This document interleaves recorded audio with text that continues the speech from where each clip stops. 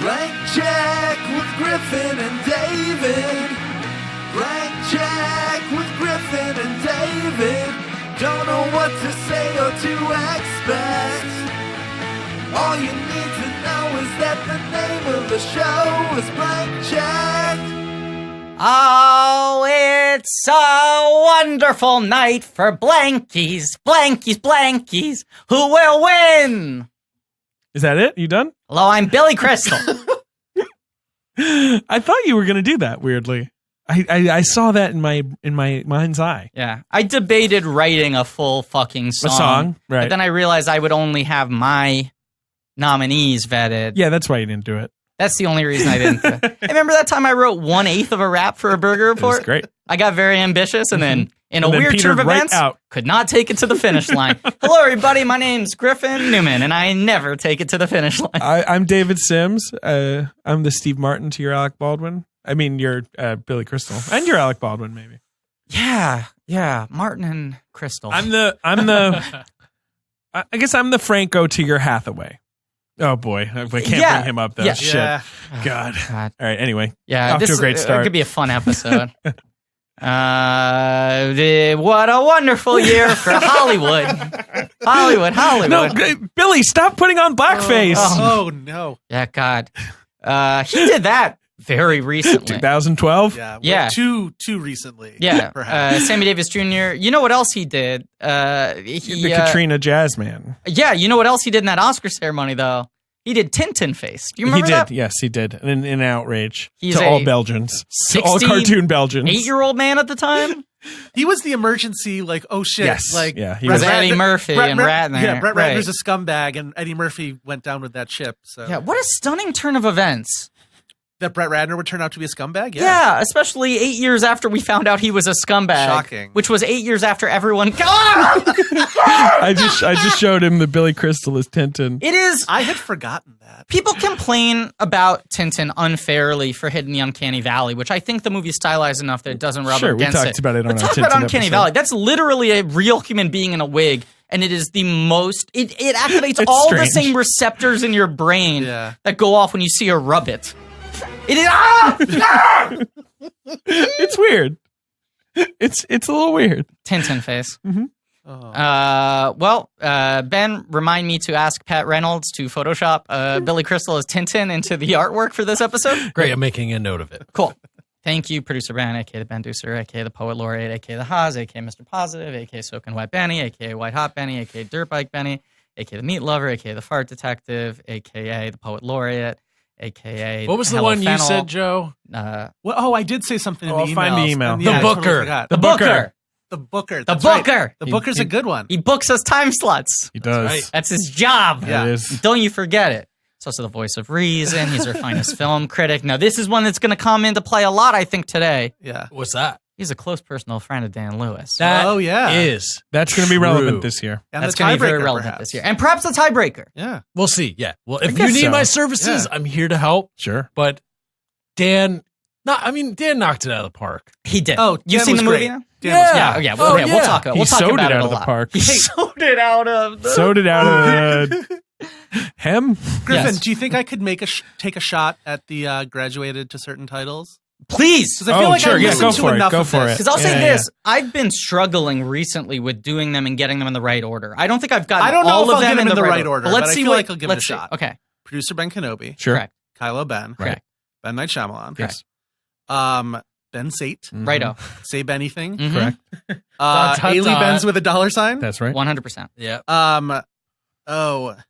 It's the Spielberg name is next. Yeah. Oh, Warhaz. Warhaz, I Warhaz. remember. No, I was trying to think of the Bigelow one, and Yes, I sorry. skipped right past something. The Fennel Maker. Ben Ben 19, the Fennel Maker. Uh-huh. That's right. And I don't know what your Well, Verhoeven's gonna. well, be. we're in the middle of Verhoeven, so Yeah, we don't so know. that's a spoiler, but you missed Nolan in between. Oh, that's right. Oh. That's right. Wait, what was Nolan was Purdue or Bane? That's right. Yeah. Great job. Even though Thank some you. people wanted it to be Haz Al Ghul. I was on board for Osama bin Laden myself. So. That's dead in the ground. Osama bin Hasley. Oh, right. Yes. There were variations. That was one of the things. Look, the only reason You couldn't decide on one. that It's was the the vote. only reason. The Some Osama people wanted bin Hosley. variations. Some people wanted bin Laden. Some people wanted Usama. Some people talked wanted about it. Osama. And I get it. It sort of works, right? It fits in nicely, but I'm not going to be associated with this leader of like a terrorist group. The demands on this guy have really like stepped up since you gotten guys heavy. have gotten into the fancy studio. I feel like. 100%. And I won't be called Osama bin Laden. I know, Well, I guess I know. That's just That's just a simple request, Diva Joe, voice. okay? Such a fucking diva. That's is that Mariah Carey's rider that you can't refer to her as Osama bin Laden? yeah, that's probably true. It's like only green M&Ms and no referring to me as Osama bin Laden. This, of course, is our award show episode. The Blanky Award. Your miniseries on the films of Mariah Carey. Yes. Glitter. Our dear friend, 3-time guest. We bring him in every year. That's right. He's a big award head like the two of us. That's Sure, right. sure Know I him am. from Decider.com, ladies and gentlemen, Joe Reid, Thank you, guys. aka Reading Rain Joe. That's right. Of all the weird Joe-based nicknames, I've never had that one, so thank you. It's the sweatiest. It is Of all the nicknames. sweatiest of all nicknames. It flips your name backwards. Sure It's does. not Yeah. sweaty. Yeah. It's not sweaty. This is our tradition where we pick the finest of That's the right. year. If we picked the winners, remember when Siskel and Ebert used to have that special? If love. we picked the winners, I watched course. that. One of every those year. things when I cannot fall asleep at night, I will pull those up and watch them. That's true. Yeah. They're great. I really like them. Do you think Siskel would have bought all those Twitter followers? Topical references. Topical reference. We're actually recording an episode that's coming out the next week. You This can is talk the- about the news. It's so rare for us. Only episode we've recorded in 4 or 5 months that will come out within Within a week. of when. Guys, So what let's about get that government topical. shutdown, though? That's amazing. Insane. Crazy. What else is going on? Greatest Showman's killing it, as we were saying off mic. Yeah. Frigid weather outdoors. I don't know about you. Very guys. cold snap has hit New York Yeah. again. I can't wait for that episode we recorded months ago that still hasn't come out, where I believe that Flynn's testimony is going to have Trump impeached by the time the episode comes Oh out. boy! Hey, you never know. Still hasn't come out. Still hasn't come out. Lot of big things going on in the news. You hear about this? You read about this? Oscar fever has That's got right. this town by We the always grass. record this episode after the noms, and the noms are out. Yes. So now Sure. we can be contrary. Yes. Sure. No, To a point. I feel like I want to ask you guys this now that we have because we're dudes who have all for years, if not decades, made our own lists in every category. Decades. I remember doing this For sure. at least middle school. Yeah. you know? I've done this for as long as I've had a computer. Yeah, Nice. I think I've done this for 15 years now. I still have old notebooks that I'll find that have just like lists. I would go through. Oh, yes. You know what I would do? This is maybe Yeah. too dorky. I would buy those the Leonard Maltin books, Mhm. Good and I books. would literally like write down. I would page through it and write Yeah. down every movie I had seen. That's interesting. And 'Cause that's too much free time. I thought you for were a going to do child. the opposite. It makes more Right. sense to write down the list of the things you hadn't But seen, that's- so you had a list across. Well, that That's a would've been long more- list. yeah. Though. Those Sure. books Yeah, are yeah. dense. Yes. Yeah. But we all have been doing this for a long time. But now we have a platform, Yes. a platform that has grown That's from true. when we started doing this. That's true. And I wonder how much you guys feel, because it's certainly a thing that comes into my mind about like when I'm on the edge, I have like, I'm down to my 7 contenders for my 5 slots. Yeah. How much I feel like, well, if this person got an Oscar nomination, unless I feel so strongly for them, I might let them fall by the wayside because I feel like it's That more happened on a important to couple of these. represent the things that I feel like aren't getting attention anywhere else. If I'm going to be talking to other people about it, Right. yeah, I'm not going to want to be like the 15th person to talk about, X contender or something like Right, that. because I feel like there's some things that people are going to be like, I can't believe he left this off his list. And it's like, doesn't mean it's not good. Was Right. either 7 or 12 on my list. Right. But I maybe Sure. vote to fight for my guys, as you said. And You if gotta fight Frances for your McDormand guys. ever asks me, I'll just lie to her and say she was on my list. Who are your guys? Boy, well, that's the fun of this year. We finally get to lock the gates. Yes. On our picks. Yes. Yeah. What if Marin hosted the Oscars? Whoa. God. He'd be good. Yeah. Yeah. Should I get a gate in here We should. Yes. that I can close Yes. and open when we A call it rickety up? old gate That would with be fun. rusty chains. It also is like a weird year, as we said, because it's like It's the year of Hollywood's reckoning. yes. Yeah. Where people are now having to like acknowledge what's been terrible about this industry and humanity forever. But it's like we've seen like a lot of candidates from like 6 months ago now become like fucking persona non grata. Yeah. Sure. And it certainly like weighs into like all these things. And then I even like putting together my list, not to turn this into a conversation because I certainly don't want to talk about this. Right. But like putting people on my list and being like, that's one of the best performances I saw this year. I've heard rumors about this person. Oh boy. You know, and it's like rumors that aren't public yet. Oh. And they're pretty unsubstantiated, and I've only heard one. And All right, it's like, all right. I'm that cutting kind you of off. stuff I'm is cutting like you off. fucking, it all weighs on you. You don't want to be on the record. I don't want to get sued. I'm not going to get into it. That's I know, all I'm saying. I know. Off mic. That stuff comes you can in. say anything I'm you just want. talking about all the deliberation process that goes into picking. Hey, Griff, just like write it on this piece of Yes, paper for me. And sure. just like let me see it. Yeah. Okay. No. What? Yes. Oh. In big words, I wrote "the boss baby." Big words, big letters. That was almost a fucking 3-point shot. Yeah, Big words. big words. I know, fucking awful. But then it gets into this thing of like, I don't know. I'll say Sing your song again. Stop talking about this shit. Ah, I'm cutting you wonder- off. You're all right. My rubric I used this year. I tried to apply it in every category. My phone keeps on falling down. That's your phone. Okay. My rubric I keep on trying to apply to every category is don't intellectualize it. Just Yeah. pick the 5 things that hit you the hardest. Sure. So that's where I was coming at from everything. I already asked this question and summed it up better. What? Is it a wonderful night for blankies? That, but also, who are your guys? Who are my your guys? Yes. Okay. Joe, how are you doing? I'm doing pretty good. Nice to have you. Thinking about my guys, So as always. going into that, I think we should start off with my favorite category, and often the first category of the night, start with Best Supporting Actor. Sure, that is usually what we start with. But I want to introduce one wrinkle before we crack And our usually first what category. the Oscars start with. As you Yes. say. Yes. By the way, this is Blank Check. It's a podcast about filmographies, directors who give massive success Blanky around their Awards. career and Blanky given a Awards. series. 2 friends competitive Blank advantage. checks. Sometimes they clear and sometimes they bounce, baby. That is a competitive, and we're constant of contact. The one more wrinkle I want to add in are Okay. Redditors who have become wild. No, they're wild. They're almost up to 1,000. Did you see that? 1,000 queer mans. Yeah. They should maybe change that. Maybe. Yeah. They had been 2 threads have been running strong. One is their own picks for the blankies, Yeah, which is great. and the other one was their choices or their predictions for kidding what around. you guys would pick. everyone in the thread. Is picked, there an awards daily for the blankies? Not yet. Okay. But we do have a wiki. yes, which is crazy. There's the blank-check.wiki.com, Everyone. which has your picks on it. Really? They have tables with the prior Blanky Awards. Yeah. Whoa. Yeah. The dream. I'm living the dream right Yeah. now. Everyone in There's this. a Joe Reid page. Everyone in this thread, Yeah. this phantom thread, picked their 5 in each category. Yeah. And then Reddit user I Laugh Alone, who we've invoked a lot, Mhm. who's our original Blankarican. Right? Is that his name? No, I don't know if I should say his real name on the show. Oh, okay. Maybe we bleep that. I don't know. All right. Well, I mean, he's on Twitter. I don't know. Isn't he?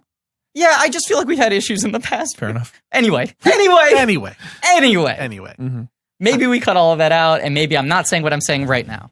Reddit user I Laugh Alone, the original Blankarican, did us a kindness and compiled the stats from all the blankies. So he came up with the definitive nominees for each category. So after we each read our nominees, Oh, I'm I going to see. read what Ooh. the aggregate Man, was. This is good.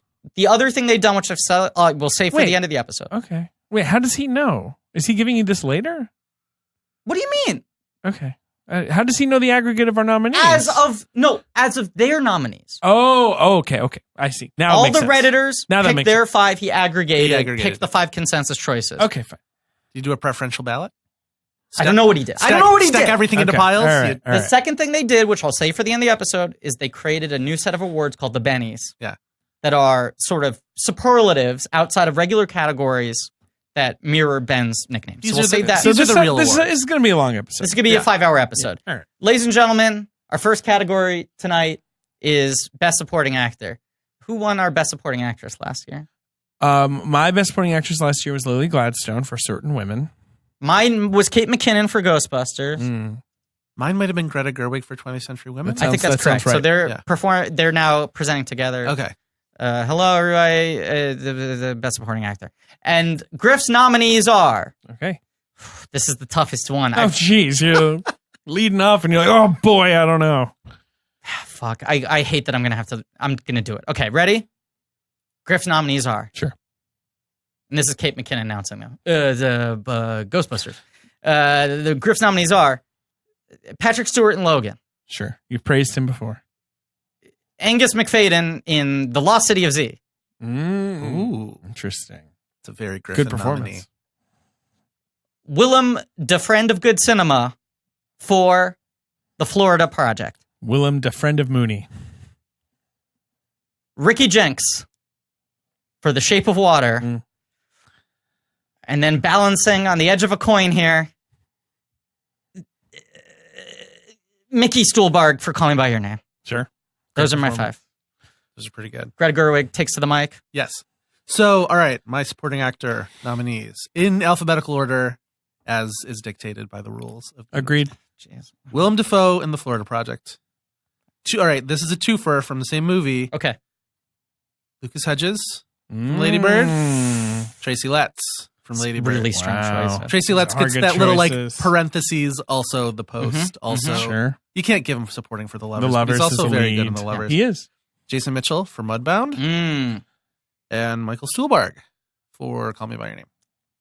And now Lily Gladstone steps up to the mic. In a quiet and reserved, but still like deeply powerful announcement. The nominees for Best Supporting Actor. I guess I'll do it in. No, I'm not going to do it in alphabetical order because I feel like it's more fun to say the obvious ones first. Willem Dafoe in The Florida Project, Michael Stuhlbarg in Call Me By Your Name, Jason Mitchell in Mudbound, Adam Driver in Star Wars: The Last Jedi, and Michael Cera in Molly's Game. Okay. I love all of those. I do too. David. Those are my picks. Now, I'm glad Now that I'm keeping some guys out who did great work, Yeah. like Jenkins and stuff, who I love. You know. Yeah. I'm glad I calculated correctly because I felt bad about leaving both Driver and Sarah on, but I had a feeling you were going to cover both. You felt right. Sarah also just had a strong fucking year in general. Sure. I mean, he was in Twin Peaks. What else was he in? He's so good in the Lego Batman movie. Correct. I can't even get over really it. the standout of Lego Not Batman. to jump the gun, but my favorite voiceover performance of the year. Absolutely. So wonderful. Very in good that. in Lemon as well. I don't know if you saw Lemon. No, I haven't seen Lemon, but it's on my catch-up list. Emily Yoshida was a big fan of Lemon. She was telling me to watch. It's in my pile of Magnolia screeners Yeah. that boy, I it was have a that like, pile. and it's just That's the pile that comes with like a rubber band around and, it. and it's so like it's thick no rubber frills, band. so it's just like it's the disc Yeah. in a little envelope. So Yeah. there's no cover, No. there's no nothing. So you don't know if you don't know anything about Right, these sure. movies Pop offhand, it in. you don't know what they are.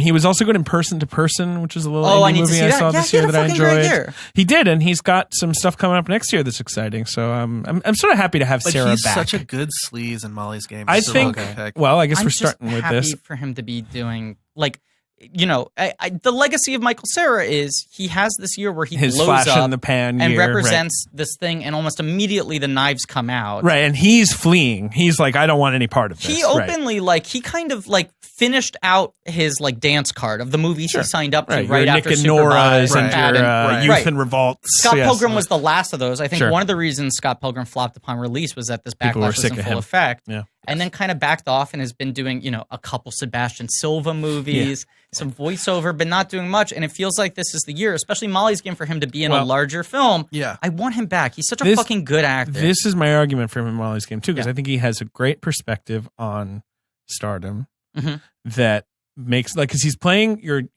supposedly playing Tobey Maguire or Right. some sort of composite with a lot of Tobey Maguire in it. Sure. He's playing Celebrity X or whatever he's called. Player X. Player Player X. X, That's it. yeah. But very smart casting. And rather than play the guy as like someone who's like full, he plays it like someone like who like loves to see people on a knife edge in front of him and is Right. like Yeah. manipulative, but like enjoys just sort of the thrill of someone being like debased for his pleasure. Yeah. Yes, which is not to defame here, but the accounts of Tobey Maguire, that was what was kind In of the book and fascinating stuff, yeah. about him Yeah. above all the other famos who were He part didn't of the want the Molly's money. Game He didn't circuit. even really like need to win. He needed to be like He wanted in to control, break Yes. people. But Yeah, also yeah. that he used his vulnerability, that he had this puppy dog, gentle quality, this fragility, Sure. Yeah. as Eddie Redmayne would say, Yeah. that he used to lure people in He to doesn't then look slam them down. threatening on the surface. All right, Right. but I'm going to keep us moving because we do have a lot of nominees. to Adam discuss. Driver, I've talked about that performance a lot in the Yeah. past, how much I loved it. For me, he got edged out only because I couldn't decide whether to place him in lead or supporting. I think he's a supporting part. It's I think the leads I Racing think are that works. I think Um, that's fair. Yeah, he's he doesn't quite have his own storyline in the Yeah. the yes. the storylines belong to John Boyega and Daisy Ridley, and honestly, to a lesser extent, Oscar Isaac, like Right. the three storylines. Yeah. And he will sort of butt into Daisy Ridley, It's but a you don't go to very him. ensemble movie. It It's is. so fragments in terms of its narrative. I don't know if anyone really has a lead amount of screen time. Let's talk about Imagine Daisy Ridley does, but maybe not. I'd be interested to see that, like some Yeah. kind of breakdown. stopwatch. Yeah. Let's talk about the two guys that were on all three of our lists. The only two. Defoe and Stolberg, I'm Yeah. assuming, Right? Yes. Yeah. Yeah. Dads on Stolberg- dads. Right. I mean, Stolberg just has the MVP award for this year. You mean just quantity, like consistent work in many movies, Right. I mean, the other guys who fall into that, Sarah, as we've mentioned, I think also Caleb Landry Jones, who's a little more divisive in terms of how Caleb effective Landry he is in those Jones. movies. Mhm. I think he's great. I like him a lot. Yeah. I like him in Get Out. I defend that performance. I think he's really fucking good in American Made. I haven't seen American in Made. American Made, he's playing to me the Ben Foster role. Where Huh. have you guys seen Hostiles? No. Parts of Hostile. So there's this part in Hostiles where they get to a camp. Yeah. And Christian Bale's like leading his regiment, and the guy's like, "Oh, hi, how you doing? Could you take this prisoner As to a the Ben next Foster? town?" And he brings out Ben Foster, This and is like all I it's one need of those to hear things- to you're- never see this You're movie. screaming, you're like, "Don't take Ben Foster! do it. Bad idea. That Yeah. guy's he's gonna go crazy." And like Caleb Landry Jones has that same. I'm gonna call him that from now on. Sure. Do it. He has that same aspect where he shows up and you're like, "No, he's trouble. Take him out back and shoot him." Like Tom Cruise, do not involve him in your business.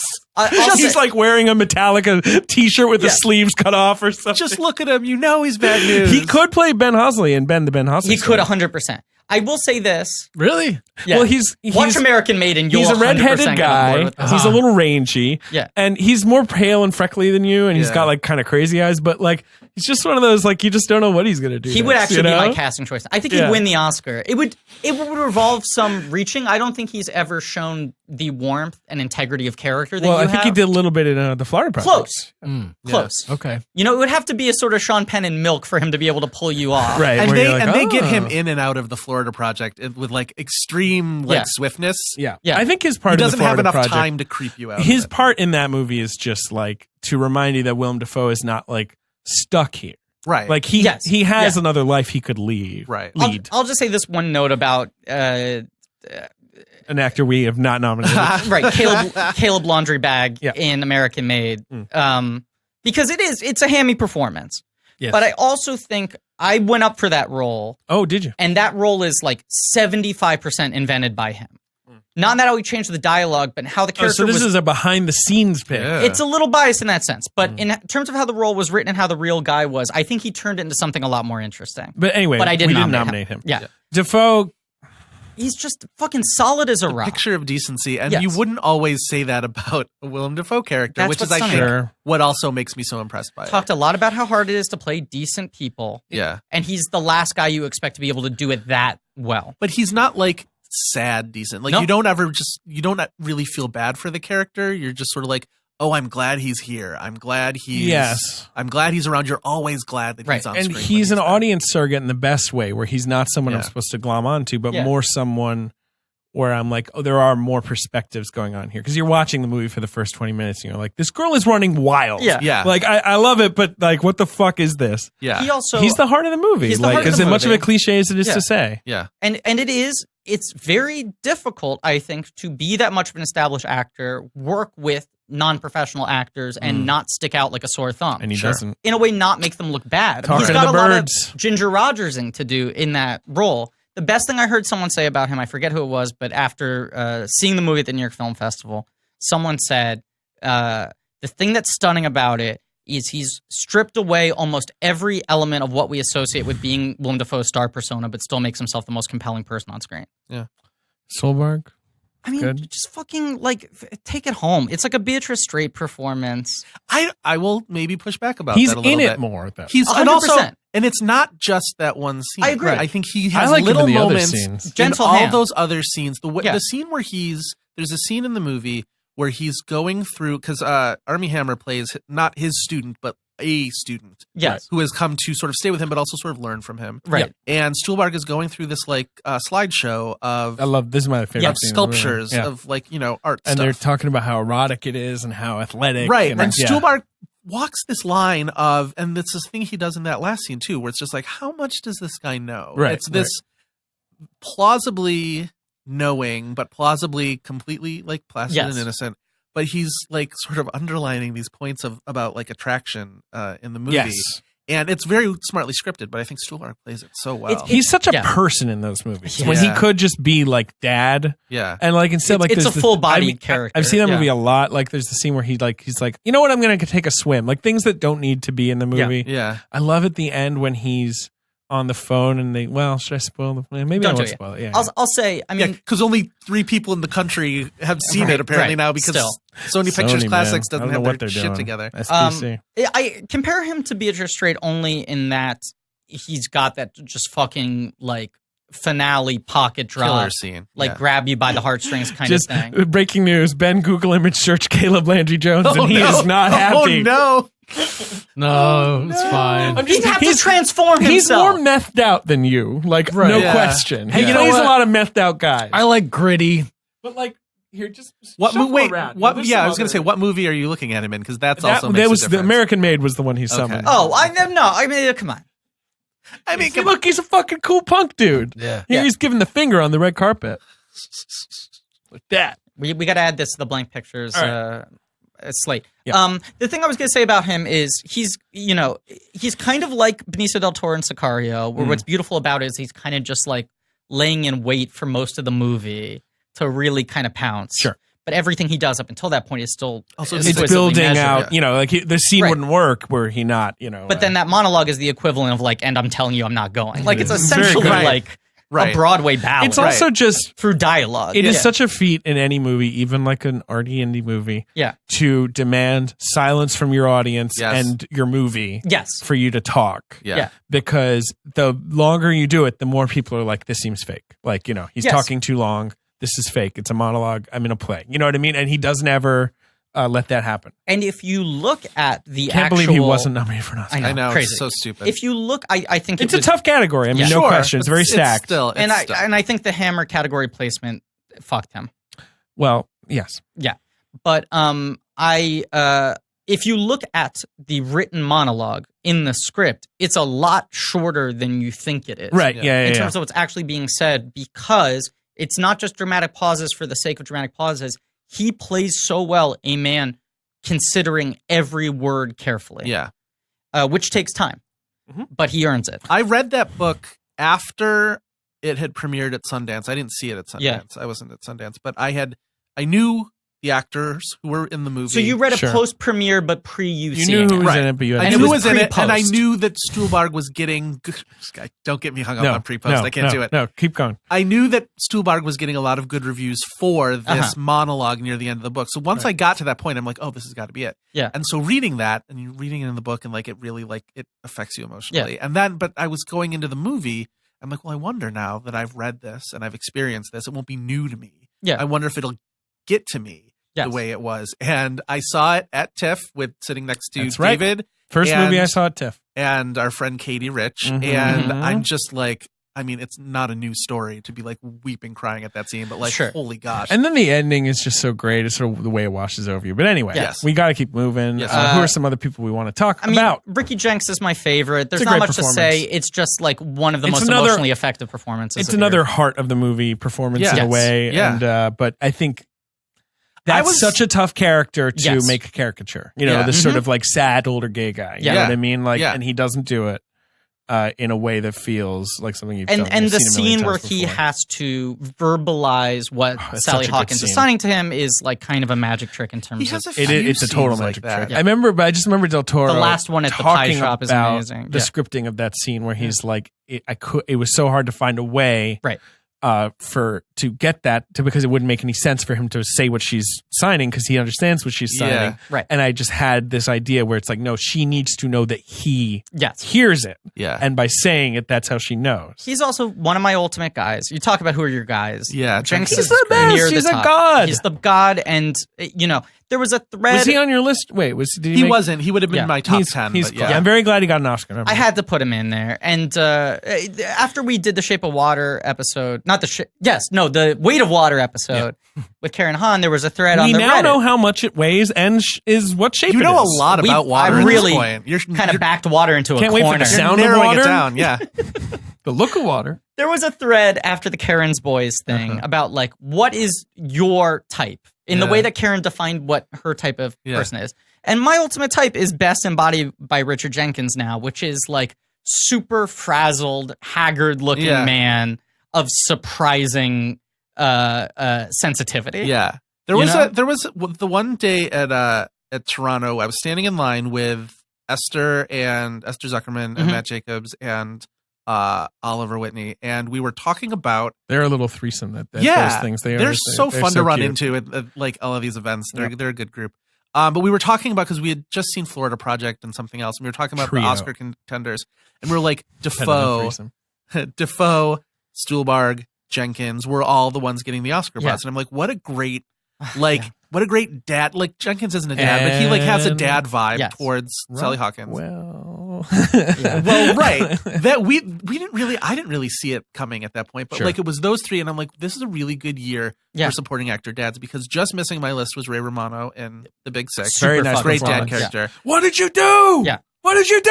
Well, then- and I'll say if I can quickly, Yeah. the Blinkies, their nominees in the category Oh yeah. of Best Supporting Actor Mm. were Okay. Willem Dafoe for The Florida Project, Michael Stolbarg for Calling by Your Name, Ray Romano for Big Sick, Patrick Stewart for Logan, and Michael Fassbender for Alien Covenant. Great performance. And my only problem with that is it's a lead. I It's a agree. lead. I The agree. thing is, you can say that he gave a supporting gave performance two in of the them, movie though. because he gives two performances, Yeah. but that's a little splitting tricky. a hair. He's the It's lead of the splitting a movie. hair. I agree. But He's in almost every scene. Yep. What? cool consensus choices. I love those choices. So Stewart and Logan, you talked about actually. Yeah, I'm not 'cause you going to talk talked about that them. much more. It's a good I'll performance. say the Yeah. thing I sum up about it, why it works so well for me. It's one of the few performances of a character dying. Right? It is. Yeah. This is a man slowly dying. His brain's been dying for a while. Where I think he fully embraces the ugliness and the fear of death. Yeah. I think often it is played kind of cutesy or sentimental, and it is a very disturbing performance for me in how much fear you can see in him Yeah. losing control of himself. Who else? Who was your other nominee? The last guy for me to talk about, Angus McFadden, in Great your favorite performance. That's movie. a good pick. That performance He's so jumped funny. out to me from the moment I saw it. I think it's so a funny. hilarious performance. It I is. also, He I- plays for people who are like the sort of puffed up like explorer guy who goes with them on like the second expedition and And- turns out to be a total waste of space. And the first couple scenes where he's just boasting at these dinner parties Yes. and making these speeches, I was like, What this was the guy's expedition probably he going was, to get he him. was with from- Shackleton's expedition or yes, something he was. like He was that? like the number 2 on that one. He's got a Yeah. big beard and like a big coiffed mustache. and he's the mean, grumpy zookeeper from We Bought a Zoo. He's in We Bought a Zoo. He's in Braveheart all Right. those years ago. He's like a round. He's like a. But I was character like, guy. this is totally my kind of character actor performance of really funny blowhard. But then once he shows up on the trip and can't carry his weight, but continues to play it like he's the hero He's of like, the I'm movie. doing great because there's that scene where he's Yeah. like on his back, Yes. and he's like eating all the food or something, and right. he's also like spilled something in the rations or whatever, and you're like, and Hunnam's like, what are you doing? He's like, this is your fault. You know, Yeah. He's so funny, Right. Right. And then you see him again afterwards, and he's like, no, Right. you guys practically murdered me out there. and he thinks he's in Mutiny on the Bounty. Like, he Yes, thinks it's right, a heroic story. Yeah. I love just it. also think if I were, he may be mentioned later, so I decided to keep him off. But Robert Pattinson is wonderful in that movie. Agreed. Yeah. In one of those things where like 10 minutes in, you're like, oh wait, that's Robert Pattinson in that big beard, and he's so quiet and so like authoritative and steady. I'll say, as you've implied, McFadden gets in over Pattinson for me because Pattinson might get discussed later. in I the have him episode. jotted down to discuss later, and I wonder if we're all on the same Interesting. page. So, our winners are. No, I want a couple more people to Oh, talk okay, about. Come okay, on, okay. Like we both had Jason Mitchell. We both had Jason Mitchell, Sure. who I think is the standout. I think that's a fantastic cast in Mudbound, but I think It's a good cast. He's the best one. He's the one I think the movie should be about. If I that's my agree. complaint about the movie, is that like it's got a lot of things.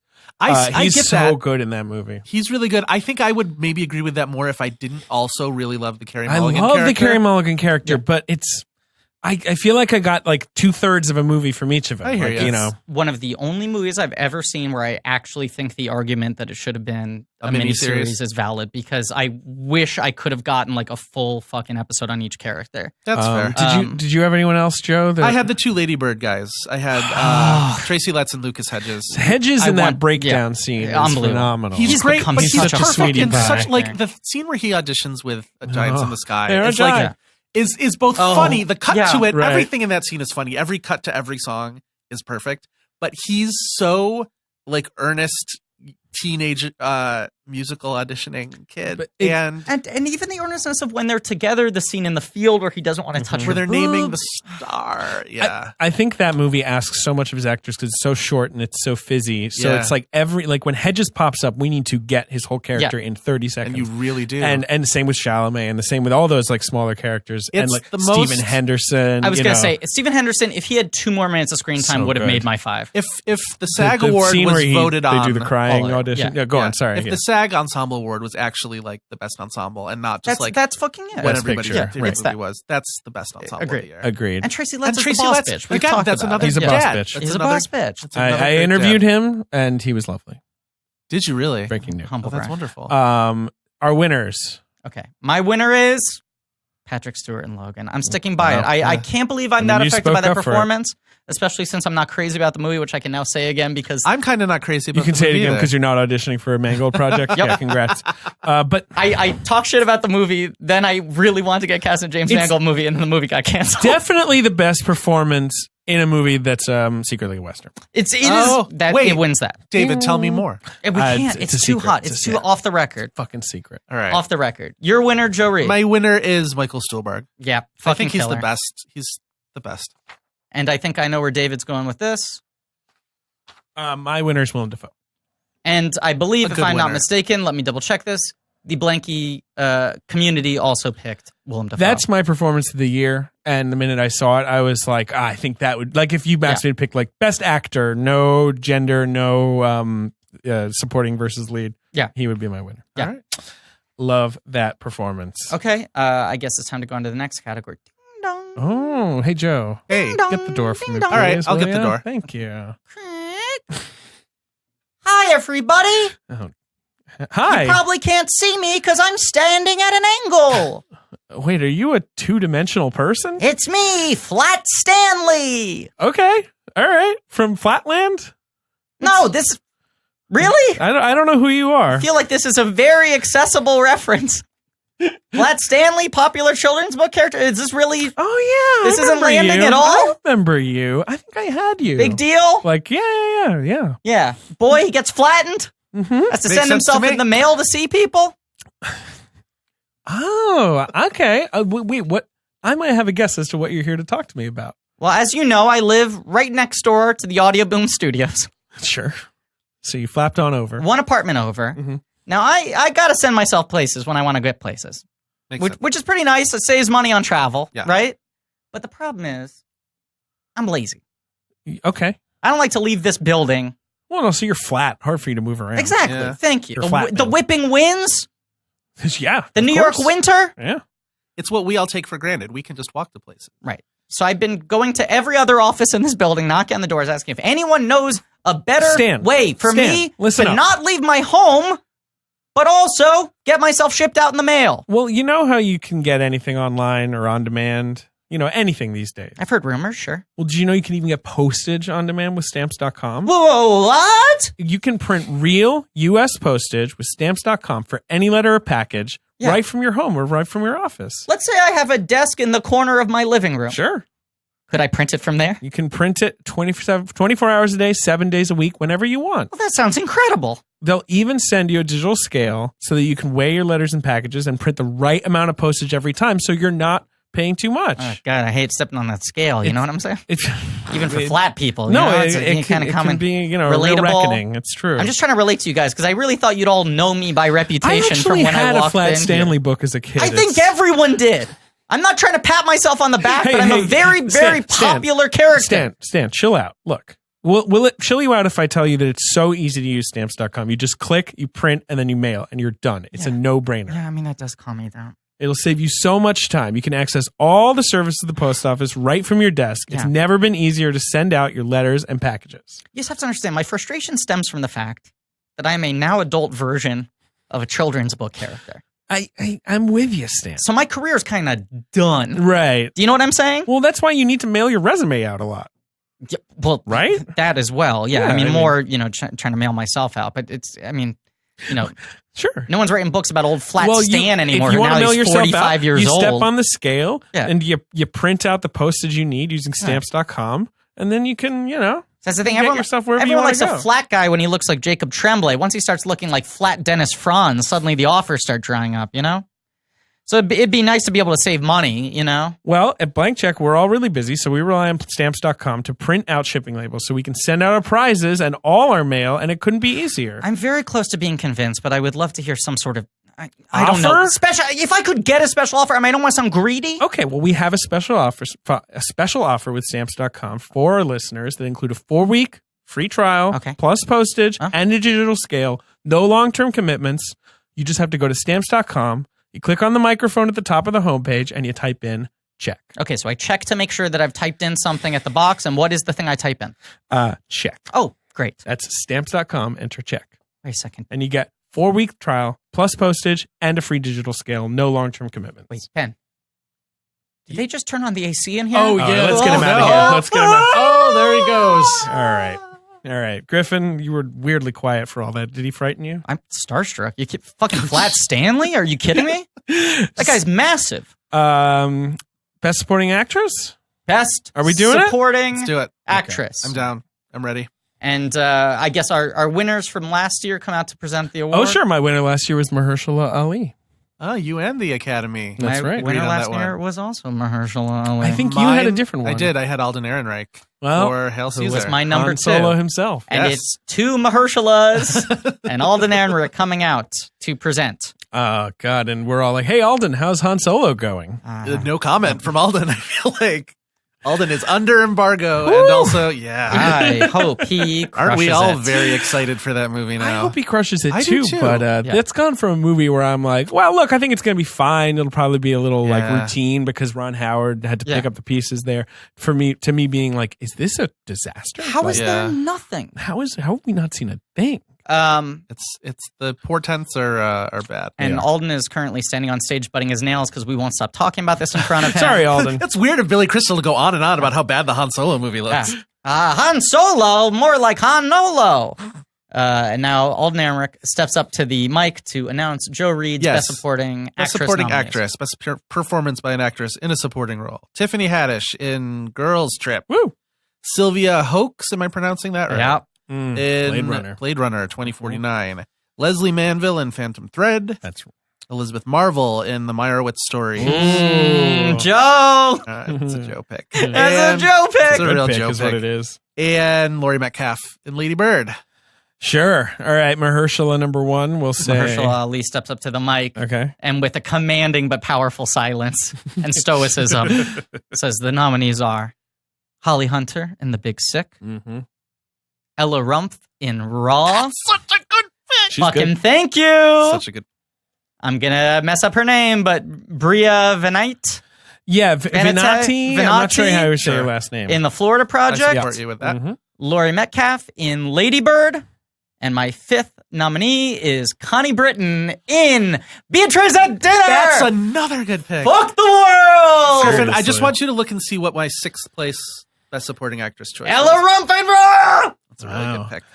My nominees are Sienna Miller in The Lost City of Zed, Cool, David pick. Laurie Metcalf in Lady Bird, Leslie Manville in Phantom Thread, Nice. Catherine Keener in Get Out, Nice. Cool. and Tatiana Maslany in Stronger. Ah, Mm. that's also a very Wonderful good David pick. performance Yes. that I voted for Did you? at a certain Critics Awards, but At a it's the certain only- Critics Awards it's the that we only can't vote. talk about. Yeah. So let's talk about Metcalf first, since she's the one we all share. Yes.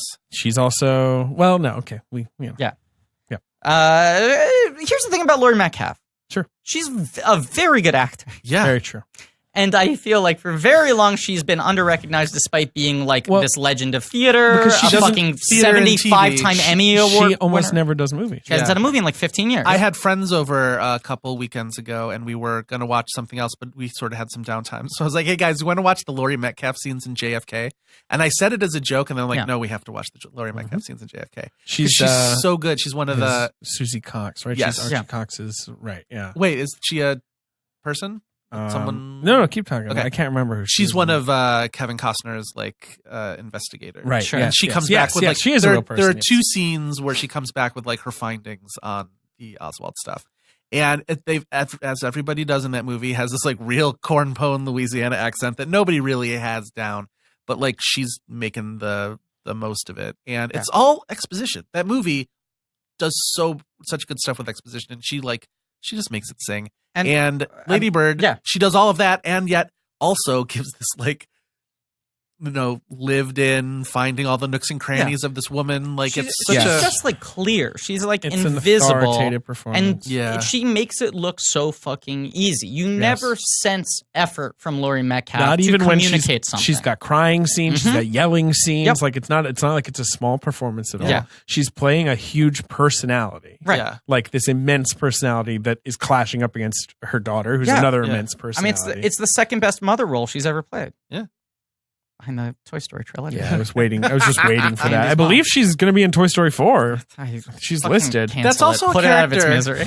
It's also I a agree. character who other characters talk about a lot, and those characters can sometimes feel like the expectations that the characters talking about them, the acting can't always live up to it, and this one like obviously does. Flat Stanley.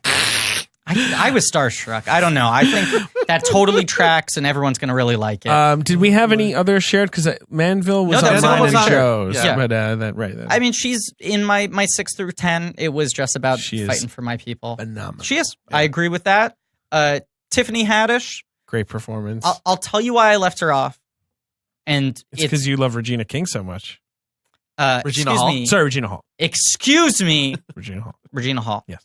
I mean, you do love Regina King. I love both of them. Yeah, exactly. And no lies. in any Regina of that. King will be coming up later in this episode when I ask a very loaded question. Oh, Get ready for it. Don't like the sound of that. No, you're gonna Okay. like it. You're Okay. gonna like Okay, it, and I'm good. gonna look really smart, and I'm gonna win a Nobel Prize. Okay. My complaint, and it's not fair because it's on the movie and it's not her. Sure. I think the one emotional scene they try to give her is the weakest scene in the movie in terms of how it's written. Sure. I think that scene doesn't fucking work. Yeah, that's fair. And I think they're trying to build a sort of basement on the character in the way they do with Bridesmaids. Yeah. The sort of emotional scene. Yeah.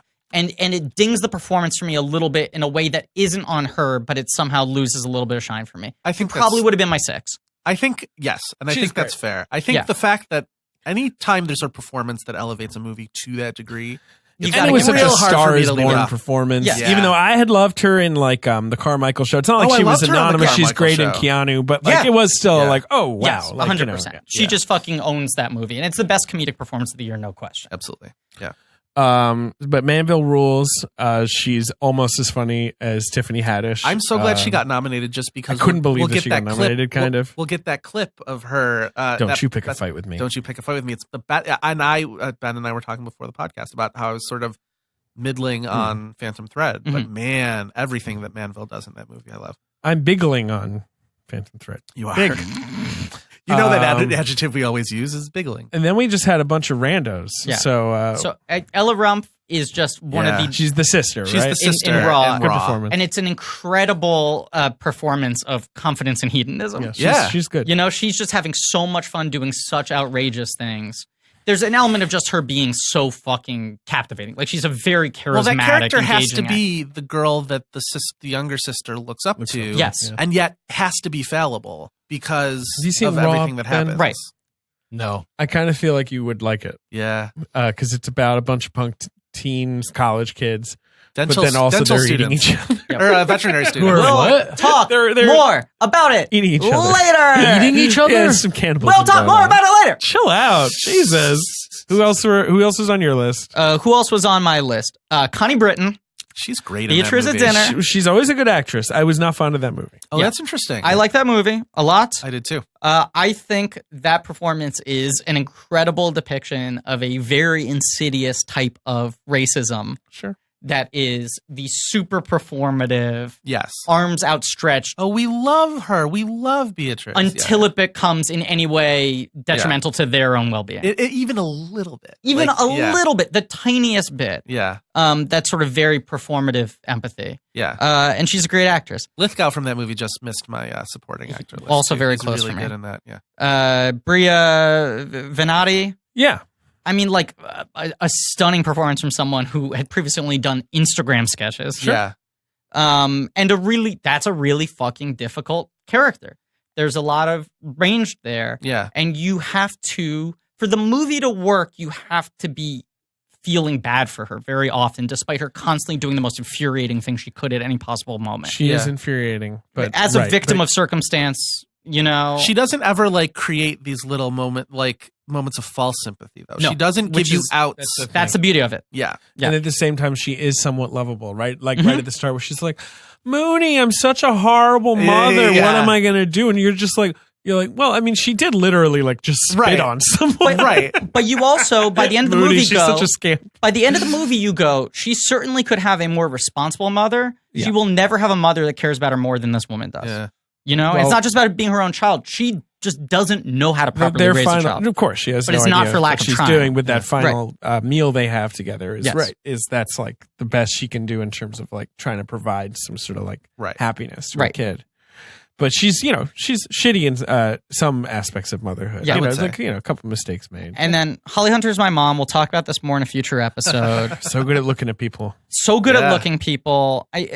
Kumail said in some interview, she's the fucking Holly Hunter of actors, which I think we don't give her enough credit for being in that pantheon. Very Yeah. annoying being that at the she didn't upper get an echelon. Oscar nomination. She Very hasn't annoying. been given a substantial movie role of any real Yeah. quality in such a long time. Yeah. You know, she was on TNT for years. She had to drink Jesse Eisenberg's piss in Batman versus Superman. Look, I don't think it's actually his piss. I think it's his piss, and I'll fight on this till my dying day. Well, all right. But don't I- wanna That's a worthy fight. Worth Part of having me is for your just dying so day. relieved to have peak Hunter back on screen. Yeah. But it is a super complicated, tricky performance. I interviewed Kumail and Emily Gordon Yeah. for the movie, and he's told me that scene in the comedy club with the heckler Mhm. was based in part on moments from his career Mhm. being Right. heckled, but also that Holly Hunter told him a story of her yelling back at a heckler at a show, I just love which her. I rules. can't imagine. Like, that's fantastic. And we I talk was, about this more in a future episode, but she looks just like my mom. My mom gets mistaken for her. And in The Big Oh, no Sick, way. literally every outfit she wears looks like an outfit my mom wears.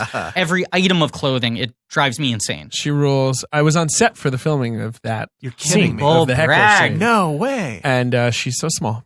At famous Chicago club Littlefield. Right? Yeah. Yeah, it was filmed at Littlefield. Yeah. Yes, right, She's right there in tiny. Chicago. That's everything I She's love such a about tiny person. Yeah. And she Actors was are great. they always surprise you with how tiny they are. she's like sub 5 feet, though, right? They're probably. Which That's is one of the my reasons guess. my mom always 4'11" gets to mistaken 5 for. My feet. mom Yeah. is microscopic. David Allen Greer also had a whole section in that scene that they cut out, but it Really? looked funny Yeah. because they filmed it a bunch and he was great. It is weird that David Allen Greer plays not David Allen Greer in a movie where He plays everyone like a else weird club owner. is a stand-up Yeah. somewhat parallel to their own career status. He's good though. He's very good.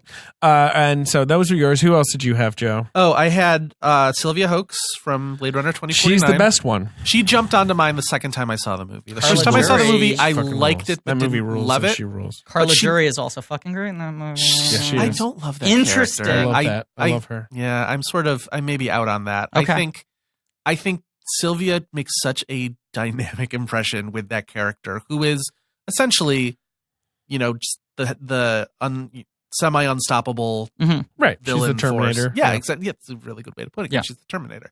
But they have so many cuts to her, these sort of just like silent single tier cuts where it's just sort of like we are left to interpret these sort of decades of Mhm. history of the creation of this specific type of replicant and the relationship she has with Jared Leto's character and the relationship she has with all the other replicants, where she's just seething with this kind of jealousy towards every other creature. She's the in best this one. movie. But she's the best one, and she has this sort of like that she has to hold on to this maniacal belief, and Yeah. it's like you can see it like shaking her from the inside. Well, I also think that movie is about like Gosling's whole journey in the movie is he's like, am I the chosen one? Am I Right. the Messiah? 'Cause I can't have Messiah. Yeah. That conveys specialness, right? have And then at the end of Messiah. the movie is like, no, you're not the Messiah, Yeah. but you are special because you made your own choices here, and like you like have formed emotional connections with people, and like that's humanity. Yeah. Right. It's And- got the exact same thesis as downsizing. Whereas love is she's just like, no, what matters is if I'm the best one, Right. and like Sure. that's her own form of like searching for consciousness, and I love Yeah. her. Yeah. And I have Lizzie Marvell, who is so good in Meyerowitz stories. Oh, she's I loved awesome. Meyerowitz stories so much. Agreed. And she's so sidelined at the beginning of the movie. The first time we see her in the movie makes me laugh so much. It's sort of a joke in the movie. Where like Right. they've been having this conversation for like 5 minutes between Stiller and Hoffman, and then all of a sudden they just turn a corner and she's been there the whole time. And like so much about her character from Yes. that. Like that's really smart on Bombeck's part. And then she then sort of lives up to this character who is there and not there at the same time, which I love. And then the moments where she really like asserts herself, the audience really gets taken aback. That moment where she talks, tells the story about her getting sexually molested or sort of just like sort of- aggressed. right? Yeah.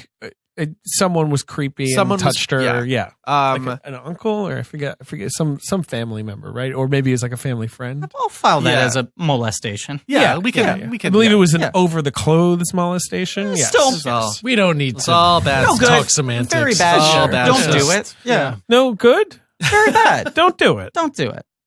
Glad we figured that out. Yeah. Great movie. Great movie. Agreed. Great scene. Anybody running in that movie is the funniest thing I've ever seen in Oh, my life, boy. including her. That scene where she just runs out of the parking lot. And then at the end, when she just gets that impromptu haircut and talks about how she makes her own videos for HR or whatever in her company, she's the best. She's also part of one of those acting couples that I just like am fucking in love with. Remind me. I know who didn't it know is. about Tracy Letts and Carrie Coon until we did our post episode. Oh, really? Oh, wow. But Elizabeth Marvel's married to Bill Camp, Yes. who I fucking Right. love. Yeah. And I just imagine them acting around the house You together. know what Bill Camp's great in? What? Molly's Game. He What a is. Bill performance. Camp in Molly's Game. Molly's Game, every fucking supporting performance is so strong. I disagree. There's one I didn't like. And it is? I liked Chris O'Dowd. I'm trying to think of somebody, but I loved Brian Darcy James. That's Yes. a hilarious. Did you not but, like Costner? No, Costner's fine. He's Yeah, doing his thing. he's Costner. Justin Kirk. No, thank you. Oh, I totally forget that he's in that. He's in Yeah. that for like I half also a I second. don't just know why forgot that. he I was don't know in it why that until now. scene's in the movie. Yeah, I agree. I mean, You can like cut that I know why it's in the movie, It's but duplicated by either other give him scenes. more or Yeah. cut it. Yeah, Yeah. exactly. Yeah, I would agree with that. Yeah. I support that. David, do you have other? My other guys, yeah. Who are they? Who are my guys? Sienna Miller in Lost City of Zed. What's up, guys? Why isn't she on all the lists? I like her. Well, why would you I like pronounce it her in Zed? It's the name of the movie. I call this city Zed. He says it. Right, but you shouldn't say it like that because those people are from England. Wait, what are you getting at, Griffin? I don't understand. Well, I just don't understand why David, someone who grew up in America, would. It's so weird. Yeah. What's going on? Yeah, David? what's going on there, What's David? going on, David? Nothing. Shut up. I hate all of you. This bit is old. Still No, fresh, she's though. wonderful in that movie, and Um, she's an actress who has sort of gotten kind of Not an actress I've ever loved. yeah. Well, she's an actress gets a lot who's of been easy to sort of. My joke Dismiss. about her, Yeah. which was born out from reality, was I watched all of Foxcatcher, and at the end I said, "God, wasn't Linda Cardellini good in that movie?" And And I think she's really good in Foxcatcher. I do too. I Yeah. just She, couldn't- yeah, I had, mean, I that's had not a lot to do. face she's blindness really for good. Yeah. her for the longest time. Yeah. And I'm glad that she's coming into her own with She's this kind of also, stuff. it's a really unfortunate case of she was in the middle of like a PR hurricane before anyone had seen her Yes, do anything. That's true. So she like came to the screen with all this baggage, and I feel like With she's the been Jude Law fighting against that relationship her and that whole entire thing. career. Yeah. I feel like she's finally gotten to a point where she's sort of standing on her own merits because I think she always has been very good. And I she's saw Factory Girl. She wasn't great. I didn't see that. Yeah. I didn't see that. Maybe she hasn't been good always. Yeah. But I think throughout her career, she has been giving good performances. Yeah. If not every time. Remember when she got in trouble for calling Pittsburgh Schittsburg when Yeah, she made that the was mystery really of funny. Pittsburgh? 5 comedy points. It's funny. She's really great in that movie. And she's awesome in the movie. We should move on. Oh, Keener and Get Out. Right. Yes. Yeah. Yeah. Who I'm Um, surprised more people weren't talking too. about I think it's because this season. I don't know. Everyone's amazing in that, except Yeah. for maybe Mr. Laundry. But I he's like him. Mr. I like the Laundry. laundry rag. But she is so like everyone is navigating their role so perfectly in that movie. But like she's so threatening immediately. Yeah. But in that way where you're like, oh well, she's just kind of like an uptight mom, and Yeah. like I'm afraid of her. You know, She's a And- good actress for giving you she's a great actress. well, right. Yeah, But amazing I mean, actress. one of the things she's best at is giving you like she strikes a pose of authority, and Right. there's a charm to her that you know though that she thinks she's smarter than you, or Yeah. she knows she's smarter than you, and that makes you a little worried when you're in her presence. She does that in Malkovich, Yeah. where she's just like she's so much more clever than most of the other characters in that movie that they should be worried that she's working them, and she uses that really well in Get Out. she has that bit, but right as the hypnosis scene starts, where she's like, "That's my kid. That's Yeah. my kid," and you're like suddenly it's when like your goosebumps, Yeah. you know, where you're like, Yeah. "Wait a second, she's like scary all of a sudden." Yeah, And obviously the movie's prepared you for that, but still, Yeah. All right, Did we cover your full 5? who are the Yeah. winners? Yeah, Your 5? Okay. Who are your winners? My winner is Holly Hunter. Laurie Metcalf. mine's Laurie Metcalf. Yep. Yeah. And Who are the Monkeys? the Blankies choices? nominated Laurie Metcalf, Leslie Manville, Holly Hunter, Catherine Keener, Mm. and Daphne Keane for Logan. She's good. Oh, she's the girl. She's, She's the Yes. little little X-23. And they gave it to Laurie Metcalf. Yeah. Yeah. I can't believe Janny's running away with it, even though Yeah. the second I saw I, Tanya, I was like, shit, she's winning the Yeah. Oscar. She really wraps I mean, the audience around her finger. My in dad that sat movie. there and went, oh, fuck, she's probably going to win, right? And then, you know, there was like From a her lull. first scene, we were like, oh, she's going to win. When the Lady Bird hype really got huge, there was this lull for Janny, and everyone was like, no, maybe Metcalf is the front runner. Yeah. and then Yeah. Metcalf has gone on to like not win I'd any love to major see her awards. pull off But this Big year, surprise. this year is almost one of those old school. And when I say old school, I mean when I was Yes, where the growing critics up watching. and the Oscars are Yeah. right, different the critics zones. all agree on their performances. it was and then- Defoe and Metcalf. and it Metcalf, felt like. absolutely, Right. yeah. And Chalamet, and the actress was sort of a Yeah. Saoirse, That's but been all also a over. bunch of other people. Yeah. And all of the Globe, SAG, Oscar people Right. are different, and that feels like that divide Right. used to happen a lot. Yeah, the Oldman win, which I assume is upcoming. Like Yeah. that's the classic Oscar win. Of where course. it's like, yeah. But Of as you said, course. those 4 critics' darlings are who I would have bet on 6 weeks ago. I would have Yeah. said the 4 winners are going to be because at the the Oscars had been doing that Yes. recently. J.K. Simmons Right. and and such. I Yeah. think with Janny, one of the reasons why And I'm no not disrespect too to mad Allison about Janney. it. Obviously, I think a great. it's a pretty bad performance. But I think just if you're, hate that movie. I think this is a win that capitalizes on how much people like her as an actress. Yes. And that I don't have a problem with because she's been giving great performances in movies and TV. And I think the Agreed. fact that she's been more in movies, especially recently, than Metcalf has, I don't have a problem with it so much. I don't either. Look, it's one of those things where it's like, I will be happy living in a world where Allison Janney has an Oscar. Sure, but I yeah. will just constantly ignore which performance it's for. Fine. All right. We should move on. Okay. Just Next category some is semblance of time. I s- what do you want to do? a Actress, notion of time. actor? Let's do actor. Okay. Okay. And now coming to the stage to present Best Actor, my winner from last year, Amy Adams in Arrival. Mine was Annette Bening in 20th Century Women. Great performance. Mine is Sasha Lane in American Honey. Is, the Sundance Darling this year. Hashtag All right. Well, she was Sort of. in the movie. She was in the winner. hashtag the 3 friends. My God. Would watch a movie One of about the those greatest three being trios. friends. Yeah. All right, so this is Best Actor. Best actor. This is Best Actor. They're presenting Best Actor. Yeah. Yeah.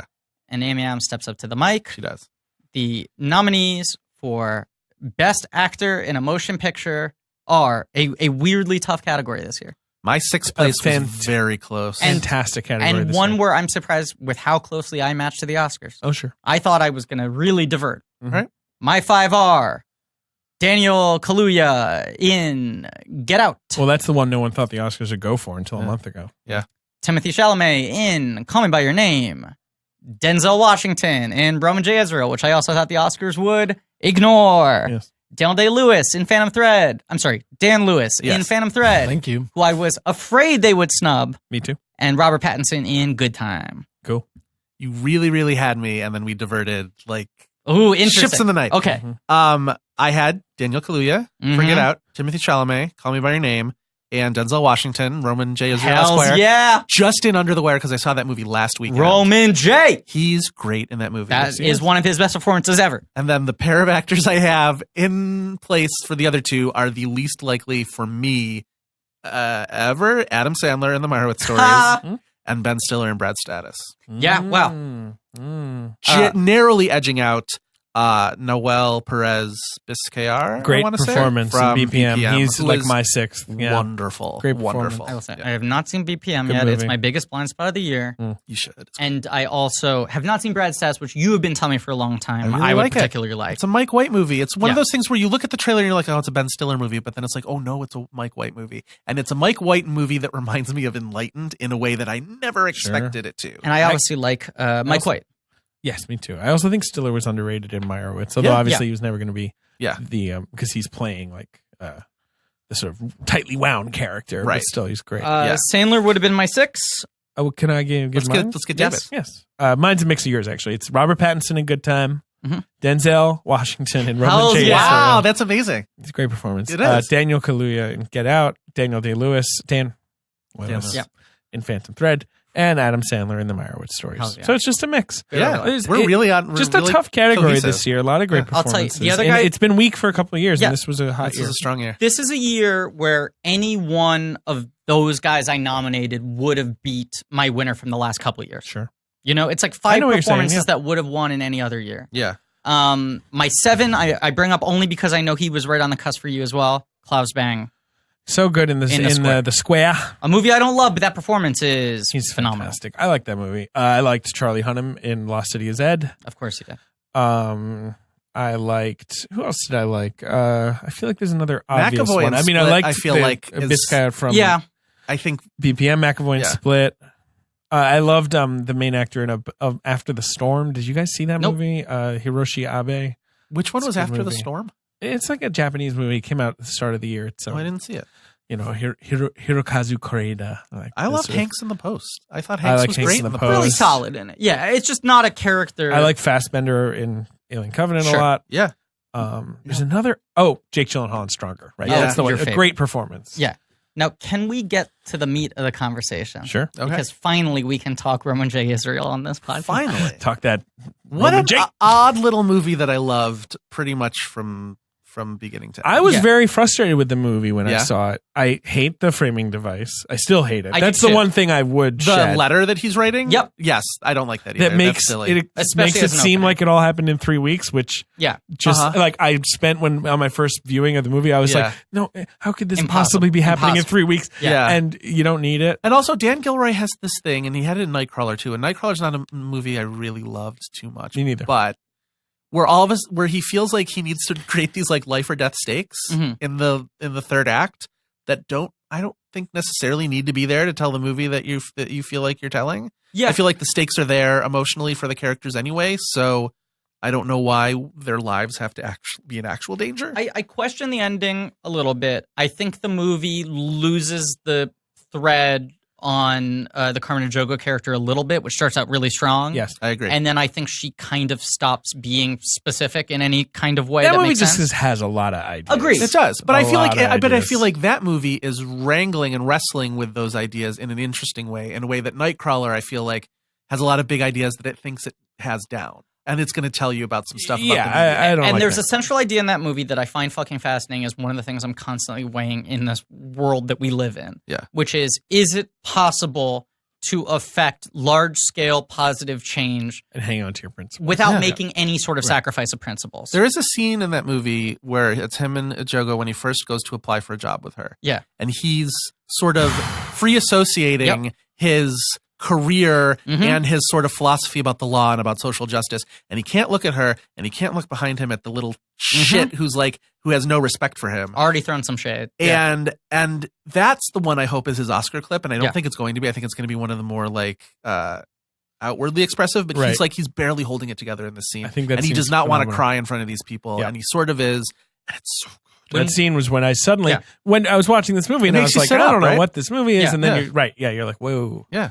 But I did give it this mixed review because I was so confused by the money in a bag plot, Yeah. like which just Which sort I of comes in. But Yeah. then the more you think about it, the more you're like, why not make it literal? I think that the ending is fine too, because he's making this like 40s morality play. Yeah. And it kind of has to end that way. I'm fine with with- like yes. punishment. I do think he struggles to get some of his plots lined up for the ending. You know what I mean? That's Yes. the thing. I'm fine with the very ending. It's like the 15 minutes building up to that Yeah. finale gets a little I agree.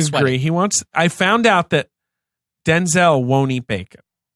So that's Really? why it's the turkey maple bacon donut. Fascinating. That's really interesting. I hope read that's his an- Oscars. I read an interview with someone where they were like, why that specific? And he was like, well, Denzel, it was a maple bacon donut, but Denzel said no. That's funny. So That's another in the many, many great foodstuffs of 2017. Yeah. Uh, Well, I got a big debate we category can have. coming up Okay, later. good. All right, let's do it. But we Miriam Bell, who was yeah, on, we were talking about it with Miriam whenever we recorded right, the who Big loved Skin it, Soup and episode. I had seen it and just liked it, and we were sort of getting you to Mulling it over. reconsider it a little Well, bit. I was You were already I was there. starting I was to like, grapple I've been with it, thinking yeah. a lot about that movie. Yeah. But the thing I said in that conversation is I will have this thing sometimes where I'm on the subway Yeah. and I see a very odd person. Sure. And I go, who the fuck is that person? What's and their what does life? their daily Right. life look like? And how do they make it through the world? Yeah. Not in like a condescending way, but like in New York when you see like very bizarre people on the subway. Yeah. And you're like, what is their hour by hour existence? And Roman J. Israel is like the first movie I've seen made about that guy. Yeah. Sure. Where you're just like, in any scene you imagine that any other movie would pick any other character in that room to Right. be the audience viewpoint. Before we move on from Denzel, I just Yeah. want to say one interesting bit of Oscar trivia that I find fascinating is this year, Denzel and Octavia Spencer, both of them, are the first black actors to ever be nominated 2 years in a row. Wow. Ever. Because Denzel was Fences last Yeah. year and she was Hidden Figures. Yeah, wow. Octavia Spencer is also the most nominated black actress of all time, tied with Viola Davis with 3 nominations. Yeah. Jeez.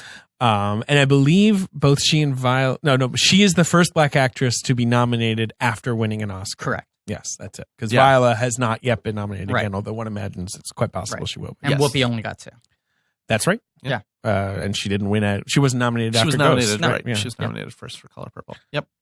Okay. Some other Pattinson. So obviously Griffin and I love Pattinson. Love it. Obviously you do not It's not that I don't have love the Pattinson. Good Time War. I don't Yeah. like Good Time. I love that movie. I don't like that movie. I I think love Pattinson's good in it, but Hey, I drink don't from like this that bottle movie. of Sprite. Now, Ben, have you seen Good Time? So Ben texted us in a How about in a, Bad in a Time? How about that? Hey, watch yourself. Watch this. Let me Okay? try and It's find a good time. Let me all try right? and In find the different text. people's eyes. Ben texts us in a frenzy. I was very mad. Here we go. All caps. How come no one told me about Good Time? WTF? I need to see this movie. What? And I replied, I figured I didn't need to tell you about a movie you're the star of. And Griffin was like, you got to watch it before the blankies. So did you watch I it? watched it and I loved it. Yep. Okay, because it pushed some buttons. It fucks. It fucks hard. Yeah. It reminded me of my adolescence. Mhm. You know, there's certain things I can't talk about. And, this movie, I think, portrayed sort of the life of a person who lives a reckless A life. scumbum. A scumbum, baby. No Yeah. consequences. Who Yeah. cares? That And movie was good. It fucking fucks. Those so directors, hard. Ben, made a movie previous to that starring your doppelganger. Heaven knows what. Caleb Landry Caleb Landry Jones. Jones. Caleb Laundry Jones. Interesting. As Believe a me. real scumbum. Caleb Laundry Jones had not done laundry before that movie. no, No. he No. Listen, there's a certain level of romanticism to Sure. being kind of a bad guy. Yes, but he And he's destroys bad. lives. He destroys Yes. lives. And I But- think the movie wants you to get that. And the movie doesn't let him off the hook. No. And I think the movie is designed to make you actively uncomfortable every time he's destroying a life. I don't think it asks for enjoyment, perverse enjoyment. No. And his character is just like a fucking shark. He is unstoppable. Anytime he like hits a wall, he runs a new algorithm to figure out a different corner to go around. And it's a character where we get very little background from him. I mean, a lot of it's inferred. He never really speaks about his emotions. Most of his dialogue is lies that he's telling to people in order to get what he needs at that moment. But there's such a full sense of who that guy is just in sort of how well-rounded Pattinson's performance is, I think. That is my Joe, stand. do you want to offer a rebuttal? Mostly, I don't know how one of the directors gets away with casting himself as the mentally Okay. impaired. Well, I have younger actually. brother. I But he did does a actually good interview job. them about that. Yes. he is good. There's You an know, answer that I love the last yes. scene of it. I wish the rest of Oh, the the last movie had scene's earned great. that last Yeah. scene. It really, it as good as that last scene was, it made me even more angry because I'm like, no, can't end it with something this like well done when the rest of it was. What have you heard, Griffin? Because you're pointing at me like you know something. Well, I think it's probably what they told you, that they had originally wanted to cast an actor with a similar set of circumstances, and they felt like they could not comfortably and Couldn't safely do it without it seemed like they were pointing a camera at someone and reveling. And Well, that's well, and the fair. other thing I heard them say, which I think But maybe cast an actor. the other thing I heard them say is that in terms of the amount of like stunts involved and action and how they like to move, That's they that's wouldn't the be thing able to they do. talked about. I Pragmatically. I moderated a panel with them, and they talked about how like making that movie, unsurprisingly, was hard, and how Pattinson, who I think is game for anything, and Yes. he's in his indie mode. There was one time, it was when they're wearing the bank masks, where he was like, "How long do we have to do this for? This is very uncomfortable." Like, Yeah. and that was the only time he ever mentioned anything. But it's a lot of like running around New York City and like, okay, let's set up the shop really fast, and like, we're gonna and Yeah. I think it was just a trying shoot. I am certainly becoming less and less tolerant of not casting appropriate people in roles by the millisecond. Yeah. But this is one example where when I heard their explanation, I kind of felt like it passed the sniff I think test it's a for fair me. question. I don't know. Maybe in a year I'll find it Who- reprehensible. Sure, yeah. But yeah, Who else we got? Well, you guys had your boy Dan Lewis. Dan Lewis. So Okay, Ben He's is holding hungry. up victory fingers in the air. He's hungry. God, I mean, it's so cliche. He's the fucking best actor.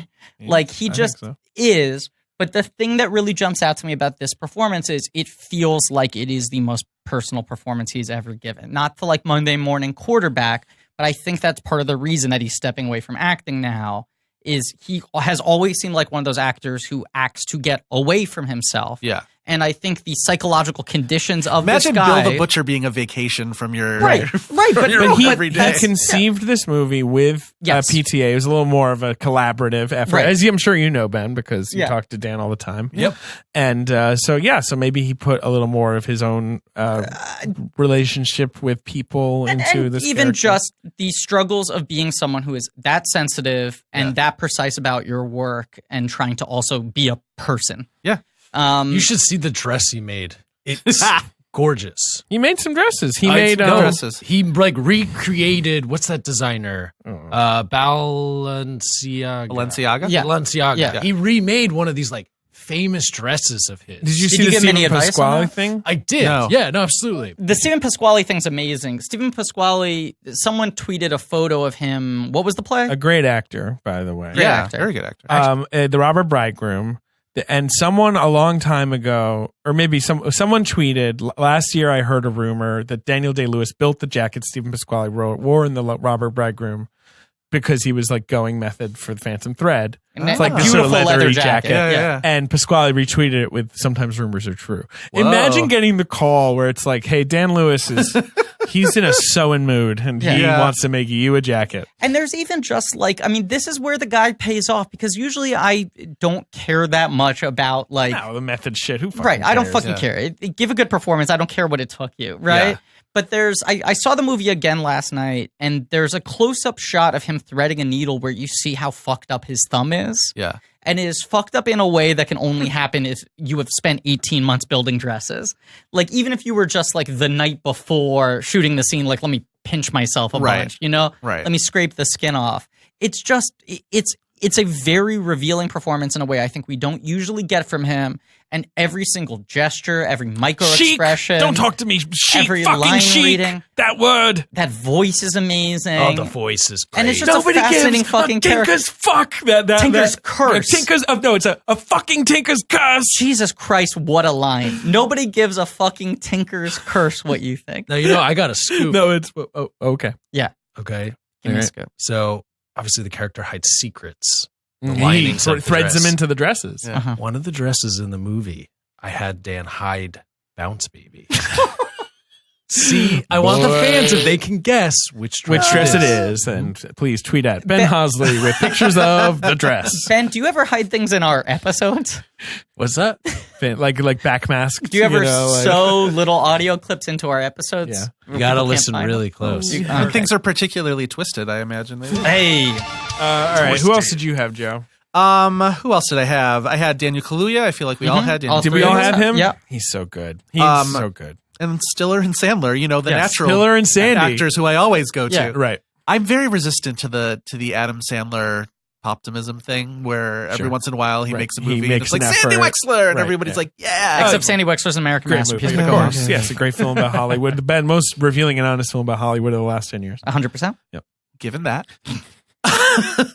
I think he's so good in Meyerowitz. I think he's so good in and I love him in Punch Drunk Love, but it's a different kind of thing. In Punch Drunk Love, I feel like Anderson is harnessing that sort of Sandler thing. Mm-hmm. He does the sort of energy. volcanic eruptions in this too, but I think that scene at the piano where he and his daughter, played by, remind me of her name. She's great. She's she total was in that newbie, movie but Tramps. she was really awesome. good. And her sister's also an actress. Is that right? I'm Yes. going to have her name for you guys in just 1 minute. Her Sure. name is Grace Van Patten. Grace Van Patten. Yes. Who was also wonderful in that movie. great. If I had a As is Emma Thompson. Like breakthrough every actress. little performance. It's a wonderful great. cast. Yeah. I had She Dustin made Hoffman. Shark. Dustin Hoffman was on my list until he got himself off my list. Died until he died. Yeah. He's dead now. Yeah. But that scene at the piano where Sandler and Grace Van Patten are singing that song, the Genius Girl song.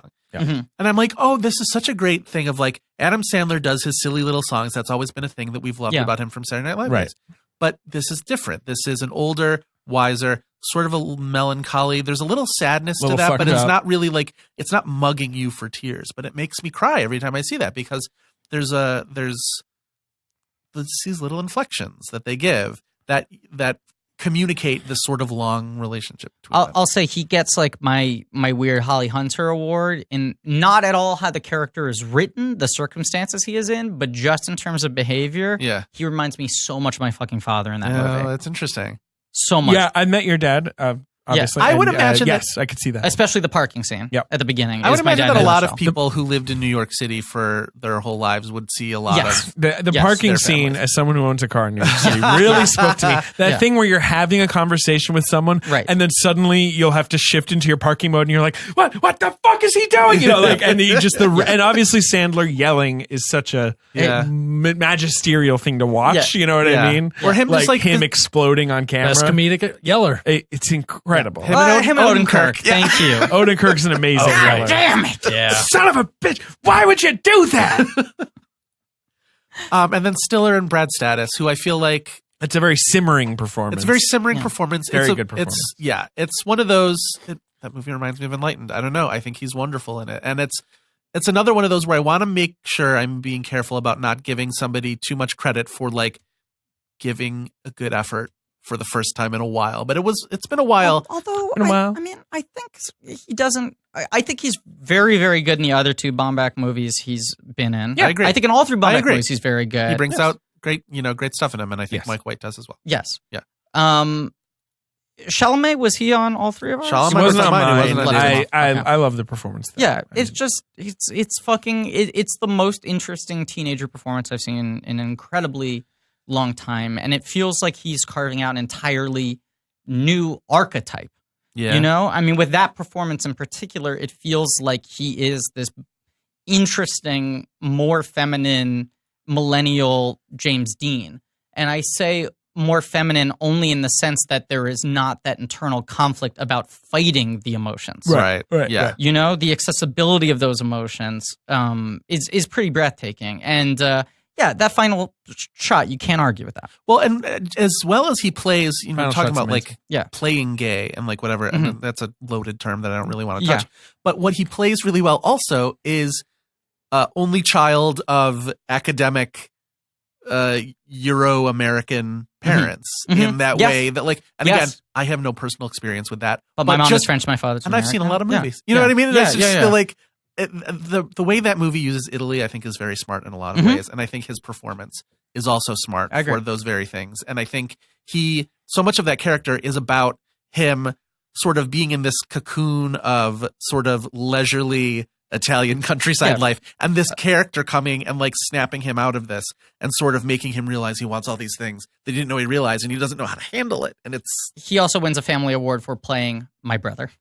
That character is man, your family's all over this. all year's over awards. this year. All right, guys, keep moving. Come on. Okay, the Blankies chose Okay. Daniel Kaluuya. Yep. Timothy Chalamet. They Yep. spelled it Whatever. Timothy Spall Okay. style. All right. You know what?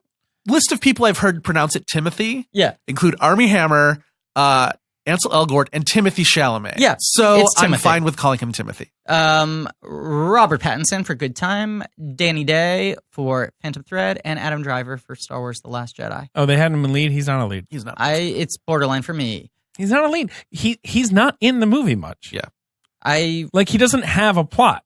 You know what I mean? think he kind of does. But What's his plot? his plot is take down Snoke. Yeah, but Stop snoking. For the first half Plan of is the blow movie. that ship out of the This sky. is a non-snoking zone. For the first half of the movie, he's only ever really in Rey's vision. Sure. Apart from that, we're not cutting to him. But my counter argument is no one's elite that movie. He's more object. What do than you mean? subject. There's three main plots in the movie. Daisy Ridley goes to the island. John Boyega goes to Canto Bight, and Oscar Isaac stirs up some shit on the ship. Like, those are the three plots we're cutting between. Chewie, and he's not I in think any he's of those the fourth plots. plot. I Chewie do eats a because I pork think there's is enough another stuff on the. Yeah, that's true.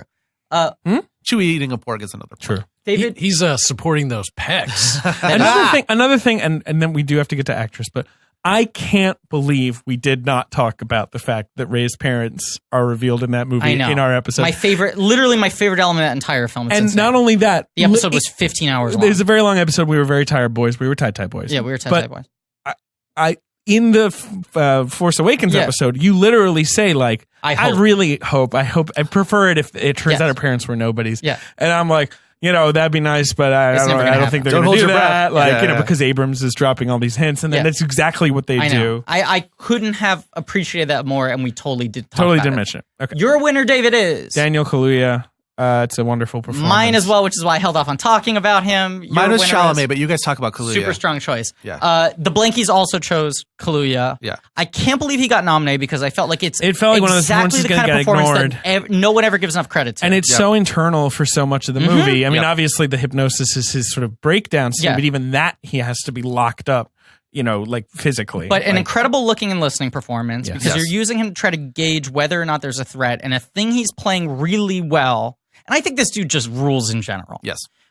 Great in fucking Sicario, great in Black Mirror, great even back on Skins. Oh, yeah. The dude My fucks, brother right? knows him. Stop it with the humble brag. You should ask him about it tomorrow. Wait a second. How would Joey know Daniel Kaluuya if What- he grew up They worked. They were in the In the same United theater States. program. Really? in the United States? But In Daniel Kaluuya the UK, the Hampstead Theater. Why was Joey your brother in the? We grew up in England. Oh. Fucking Oh idiots. my god. Dude is great. It's wonderful. And I think the thing he plays super well, a very tough needle to thread in this movie, is the fact that he does not want to believe something bad is happening. Right. That Sure. He's trying to Right. He's trying to rationalize flop everything he sees. his skepticism. Yeah. Because the problem with most horror movies is you go, why are they walking into Sure. the room? Of Why course, aren't they that's running the away? joke of Right. the title. Get out, Right. get out. Right. And the thing he does well, which I think makes the entire movie work, Yes. is that it's a guy who goes, I need to get over my sort of skepticism Right. Well- and trust that people could Right. actually Well, respect he's me and care for silencing me. that voice in the back and then of his all head. his worst fears are 100% accurate. Well, and also you're seeing a guy who every time someone says something awkward in the movie, which Yeah. is often, Yeah. before things get bad, Yeah. he's so practiced at like deflecting Yep. it and giving the little smile or the sort of like, yeah, I don't know. And like, it's just so internalized, him Yes. thinking like, well, it's going to be creepy and awkward here because we're in the suburbs Right. and like Right. they have Of course black it's servants uncomfortable. and it's That's weird. the scene and, that I yeah. think is his best is the scene with Whitford, no, the scene with what's her name, the grandmother. Betty Gabriel. Betty Gabriel. Yes. Yeah. That scene No, is no. phenomenal. Yeah, she would be an outside pick for me on supporting. Same here. actress. You know, All who's right. another outside pick I forgot to mention? Pom Clementeff in Guardians 2. Wonderful performance. Very So- hard to play someone whose so- superpower is literally feeling everyone's emotions all Yeah. the time. So Yeah. much fun. I So much hope she gets stuff to do in I hope so, Infinity too. War. Um, Let's do best actress. so those are our winners. And the best actress coming to the stage now, Tom Hanks, winner for Sully. For He was your winner? yeah. Wow. As I said, any one of my nominees last year would have won. Well, Adam Driver was my winner. Or last any year one for of my Patterson. nominees this year would have won last year. I You know get what what I'm you're saying. saying? I know. Denzel was mine for Fences last year. Cold performance. Cool. The Three Amigos up on stage announcing the nominees. And the nominees for Best Actress are... Would you like me to go and give you a Please. second to gather yourself? Yes. Jessica Chastain in Molly's Game. Rebecca Hall in Professor Marston and the Wonder Women. Oh, great performance. Joe. Salma Hayek in Beatriz at Dinner.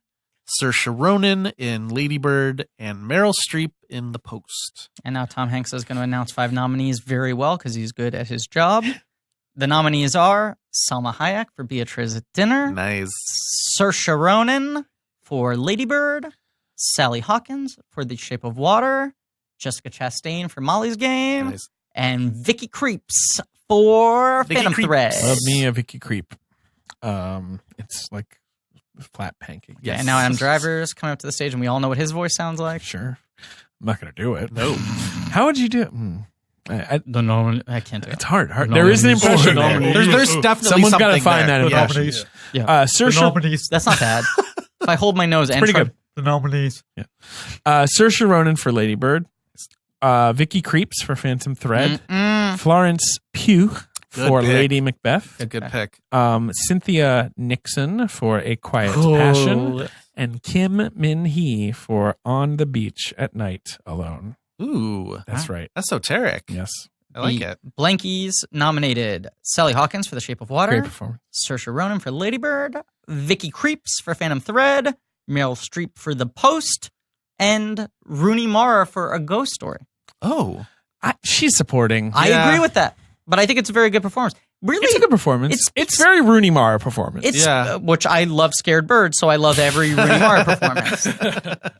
Rooney Mara is always a pigeon She sure is. who's gauging how close you're going to get. She's her often breakthrough a role pigeon. in The Hours as that dying sparrow. That Yes. yeah, Nicole Kidman lies down next to Can I it. just compliment our listeners saying those are really cool consensus choices? Yeah. I agree. That's like That's well enough done. people had those nominations Yeah. that they ruled out. David, what did I see Florence Pugh in very recently? The Commuter, my I friend. sure did. And she was That's commuting away. Commute. The best Sure film of was. 2018. What's crazy, and I remember talking about this with Richard Lawson after seeing Lady Macbeth, is like, how the fuck did she not get into Game of Thrones? Oh, You know what I mean? good point. You're seeing this Yeah. performance, and you're like, Good look at this point. star. Yeah. Yeah. And you're like, how did Game of Thrones not make her play some fucking, Yeah. bread wench or something? You know, like some poor, awful, marginalized character in some tower Yeah. that, gets thrown off a cliff or something. Oh, yeah. God. Okay, so let's run through. Yeah, boy, she really. Ben like that. Too bad she didn't get to play that role. No, I'm saying Yeah. I'm glad that she got to break out with fucking Lady What do Macbeth. you got, bread wench? This is a Lannister bread bakery. I don't know. Let's talk Bread through bakery. our nominees because we have a lot of overlaps. We did. Jessica Saoirse. Chastain. Oh, you want to talk Saoirse first? Well, we all Let's had talk Saoirse. We all had Saoirse. Saoirse. We all had yeah. Saoirse. I mean, Good. That's a yeah. good. That's a good Here's actress the right thing. there. Good acting from a person who is good at acting. Yes. Yes. Who is, what is she, 23 and she's fucking incredible? Like, Third Oscar nomination. like Yeah. the most Just- assured performer on Yeah. screen. So fucking funny in this movie. Hilarious. Yeah. That's the thing for me. I mean, I said Tiffany Haddish is the best comedic performance of the year, but Saoirse Ronan's kind of right up there in how Yeah. much she lands every single fucking joke. And not even the big without ones. force.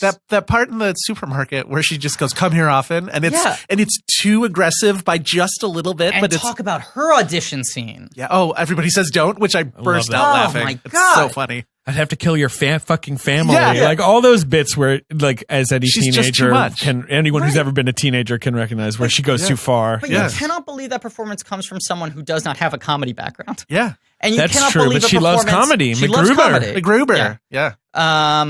Saoirse Ronan, if you want to get pasta dinner, I'm open.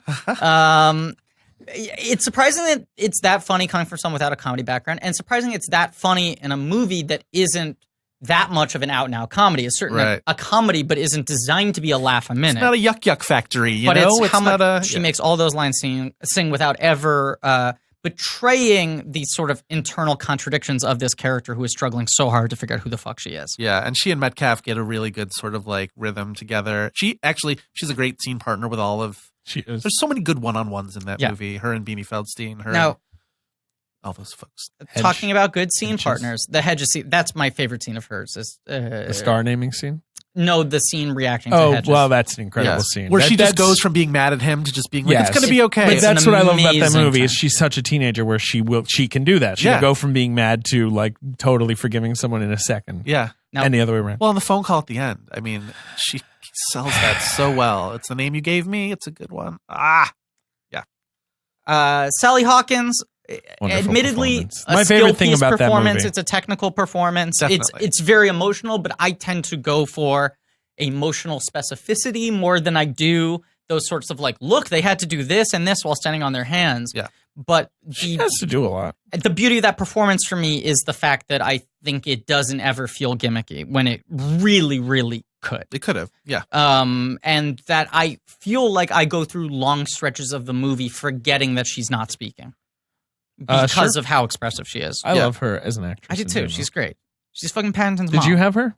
I didn't, but she would have been in my top 10. It was, Same. as is every year, my best actress list was like 20 people It's a long. hot list.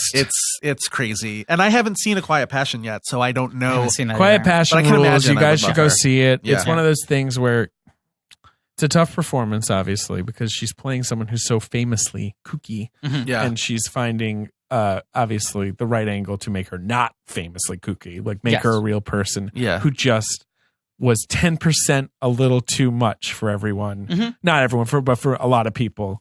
And like just sort of portray that very quiet receding that like, if at the A beginning. Quiet Passion, if you will. No, it's like she's like basically in society. Yeah. And you can like you're just sort of gradually watching her being like, I don't think this is something I can do. Yeah. Like over the course of a movie without anyone like, freaking out or breaking down. Like, Yeah. I don't know. That movie rules. Terrence Davis.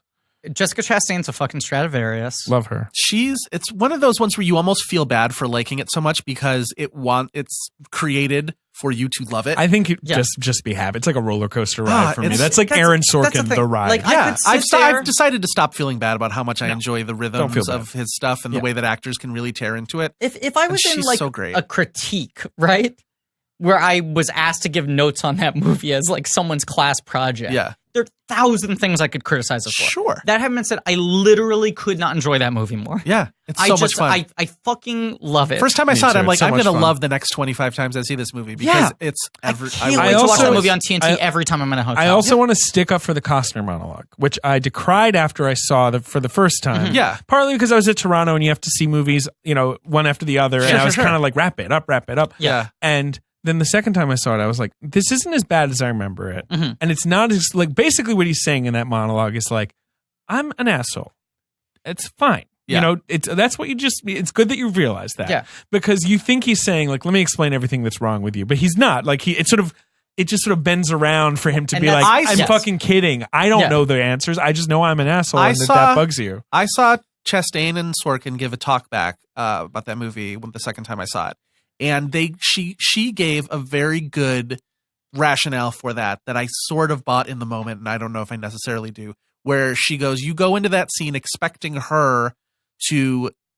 the dad to make it better for her. You know what I Yes. mean? Right, and that right. and that the fact that she's the one who ends up comforting him at the end of the Yes. scene Yeah. puts her in the power seat. And I'm like, I get that's what they were going for. I still think it's that back to back with the scene where Idris Elba spends 20 minutes talking about what a good person she is. I know. It makes it two I kinda really love it, long though. scenes I agree. where It is. men I think they say should be why she's worth it. spaced out, and I also think the setup of Costner just happening to be there when she happens to choose to go to the ice skating rink is Of course. sweaty as fuck. Yeah. but I do think We're to the point where, like, if you had told me he was a ghost, I would have been like, oh, yeah, that I makes more totally sense. thought that's where they were going. Yeah. Honestly, because it seemed like you can't be this sloppy. Yeah. But Sorkin has the tendency to do the thing that drives you crazy when I do it on the podcast, which is try to find the one internal conflict Right. that every That other explains moment of that everything person's else. life. Yes, yes. the Sorkin should turnkey. make a movie about George Lucas and his wife. 100%. I would fucking give it every Griffey Guys, award. we're 2 hours into this thing. Do Okay. not lead me down a Marshall Lucas path. Right. But the thing that I think works for this movie Yes, that is not intentional at all, I think it almost only happens because Sorkin is inexperienced as a director, Yeah. is the character who delivers the monologue, Rooney Mara breaking up with Zuckerberg, Steve Jobs' lack of a father, Yeah. Billy Bean being cut from the team, is the character who we know is full of shit. Yeah. And I think that's kind of the key to the movie working, which allows that character to retain her agency and go like, that's just one guy's fucking theory. She's more complicated than that. I think that's to make that movie work. And I think that's just it. I love that movie. love Yeah. the way she It's so fucking fun. owns every single shot of every single scene without being afraid to be feminine. That she doesn't feel the need to be like a fucking badass Right. in any sort of traditional way. Right. She's established this whole new way of being a badass. Yeah. You know, even different from like Ripley, the new Jessica Chastain, like I'm a quiet lady who just doesn't fucking put up with shit, Yeah. is my hero. Who else have we nominated? Who else are your guys? Talk about scene partners. Vicky Creeps. Vicky Creeps. Yeah, you guys tell me about Vicky Creeps. Oh man. I mean, it's like Who Rocky was- Balboa fighting against Apollo Creed. Hannah's Vicky Creeps. That's the only other thing I've ever seen her in. It's the Joe Wright movie. Right. Hannah. Right. Oh, she's in that? Yeah, she's the mom, I want to say. Yes. Creeps. Who only is around for like the first scene. Creepy. She's Creeping from around. Luxembourg, Yeah. which just automatic A+ for me. Agreed. Yeah. Who's from Luxembourg? Vicky Creeps. Vicky fucking Creeps. She's like the one famous person from Luxembourg right now. Yep. And in a few, couple Her decades, and it'll like be the someone else. Grand Duke. Yeah. Like that's it. How'd you I- feel about Creeps? Because you just saw Phantom Thread. She does all right against Dan. Yeah, man. She holds her own. She holds her own for sure. I saw yeah. it for the second time last night. I kind of can't fucking get over that performance. So good. Yeah, I mean, and just think about the intensity of just Mhm. being on set with that nut job. I mean, I love Dan. Yes. But Yeah. I mean, he's like probably in character and being rude, just like his character is. You of anybody would know how hard it is to sort of. Yeah. Oh, I would text him and Contend he with would him. just be like, "Don't bother me right now. No, I'm he in would- the middle of something." He would reply with, "My character doesn't own a phone because he's from 1950." yeah, he would. Well, do you've that. also talked about just how tough it is to play like air hockey against Dan Lewis just because of how intense he is. Like, no one goes head to head with Dan Lewis and comes out alive, right? And there are a lot of movies about Dan Lewis locking horns with someone else, but they never seem his equal. And Vicky Creeps 100% seems his equal, if not his superior. The whole point of the story is that he's met someone who's. Well, when I she mean, plays air hockey against him in that movie, like it's really compelling and Yeah. it's shocking the way more that like scene ends. butter No, hockey. It's a movie that's just going wide. I don't want to fucking like unfurl everything I think is brilliant about the performance because it ruins a lot of what I think the film ends up getting to that is Sure. sort of surprising. But I just watched that movie a second time, knowing where it lands by the end of the story, and am just fucking astonished by every micro expression she makes at got a every great face. moment. Yeah. She's got a great Love it fucking when she smiles face. And I get excited when there's a new movie. with a hungry boy. Can I make a case quickly for Rebecca Hall and Professor Please. Marston and the Wonder Women? Great performance. She's Sadly, wonderful. a movie I Best haven't seen. sweaters. Not a lot of people have I know. because Because you know it what? was released wide and Yeah. then taken out of I was, theaters. I, was I think I Annapurna, was right? Right. Annapurna really kind of buried this movie. I and wanted it's to too see the bad. movie very badly, but I think I had a flight that day Yeah. that it was in theaters. It was a Yeah. movie I that could see they that happening. bizarrely opened wide, which is something Annapurna decided to do a lot Yeah. of this year because they did with Detroit as well. Mhm. Yeah. And I believe it had the like worst opening weekend in Yeah, like, the it was- history of wide it made releases. bad headlines. And so then that was Yeah. that. Which is too bad. She's wonderful in it. I think the movie itself is good and has like It's a good great, movie. great moments to it. But I think she is by far the best thing about the movie. And it's again, and this is the year after Christine, where she also probably deserved a Best She Actress rules. nomination and she didn't get it. So Selma Great Hayek, sweaters. just to Great round great it out. sweaters. Good Yeah, point. you guys both had Hayek. Yeah. I mean, I love Yeah. Salma Hayek. It's my favorite I even Salma like Hayek her in that performance. movie. It's her best performance ever, no question. And I think she- she plays against type without playing against type, Yep. which I like. Where you don't Yeah. feel like she's like, look at how different I am being. Right. Absolutely yes, not. yes. Absolutely not. It's a performance that is totally lacking in vanity. Yeah. And I'm not saying that for superficial reasons because she wears less makeup in it than she Yeah. usually does. She wears some real good mom jeans in that There movie. is a confidence in who this person is Yeah. that is completely unchanged by her surroundings Yeah. that makes her look very stubborn. Yeah. Well, Um, she's so unpredictable. Like that's Right. a performance where it's just like you don't know what she's going to say from scene to scene, and that's what I love. 100%, which is my gripe of the movie. The thing that leaves it off my 10 list is I think that movie mangles the last 5 minutes. You did the blanking Hard. number. You did the Yeah. blanking choices. All right. I did. Their winner was Sally Hawkins. I also Kim and He on the Beach at Night Alone. I'm assuming you guys neither of you have seen it. I It's a have not. Hong Sang-soo movie, which is about she you know her. She was in The Handmaiden. Oh, yes. And she's been in a couple Hong Sang-soo movies. Who's this Korean like rom-com director? But it's as his movies are as different as that might he's not. He makes odd little comedies. Uh-huh. and he had an affair with Kim Min-hee Okay. after making a movie with her. And this is the movie about their relationship that they then made together. Yeah. Interesting. It is one of the best breakup movies I have ever seen. It is essentially about a famous actress sort of wandering around her old town and hanging out with people, and them all kind of like trying to figure out ways to ask around what happened to her because everyone knows. I did not know this movie existed It is until now. I hadn't so even heard of it. good. I love it. I mean, it's a good movie. I think it's not a good. If you've never seen a Hong Sang-soo movie, don't start with this one because this is him like. It's a very inward-looking movie. Yeah. Like start with something like Yourself and Yours, or like what's another like good Hong to start with. But it is a cool movie, and Kim Min-hee rules. You nominated her, I believe. I 2 years ago nominated for The her. Handmaiden. I think I did. I think she made your list. Yeah. I had a tough time with both of them because I couldn't figure out category placement. And I forget. I think one of them. She's Right on. right now, Wrong Then. That's a great movie. That's the one they made together. Okay. Which is essentially two people go on a date. You watch the date happen. It doesn't go well. Then the movie resets, and you watch the date happen again, and it goes better. Oh, that's interesting. Like that's the movie. I like that. That's cool. It's often his movies have some like odd little twist to them. Yeah. That's slightly supernatural. Yeah. Anyway, who else did you have? Do you have anyone else you want to shout out? I've We did gone them over all. my people. I You think did. we've All right. got- So I who said- are our winners? Oh no. Mine's Meryl in the Post. Oh, So she's good. She's Yeah. pretty good in that movie. I mean, she should be on my list. I love that performance. it's my I don't favorite know. Meryl It's a tough- performance in many, decade. many years. In a decade, Yeah. And Yeah. it's plus. and she makes that movie, and I don't think there. I think people. She's gotten so rewarded, and she's so good that people now have. And this happens to her a lot in Yeah. her career. Where early '90s was sort of this. It was just like, oh, we've all feel like we know what Meryl delivers, so we're over it. And then she has to come back with something that jolts people out. And I think Right. adaptation was a thing that did it Yes. in the early 2000s. Yes, for sure. And I was hoping that this would be a performance that would do it too. And that Yeah. movie has been sort of inexplicably to me ignored But by. Yeah. it's making money. It's making money. I think Good. it's a movie that's going to be remembered. I think so. It's so And it's a good. great performance. And we talked about yeah. how fucking smart her underplaying of all her big Oscar scenes. She's is. so Some of the watchable. bravest strategic work I've ever seen an actor do in terms of like, I'm going to go against every single instinct of what this movie needs Yeah. at this moment. Who's your winner? My winner is Vicky Krieps.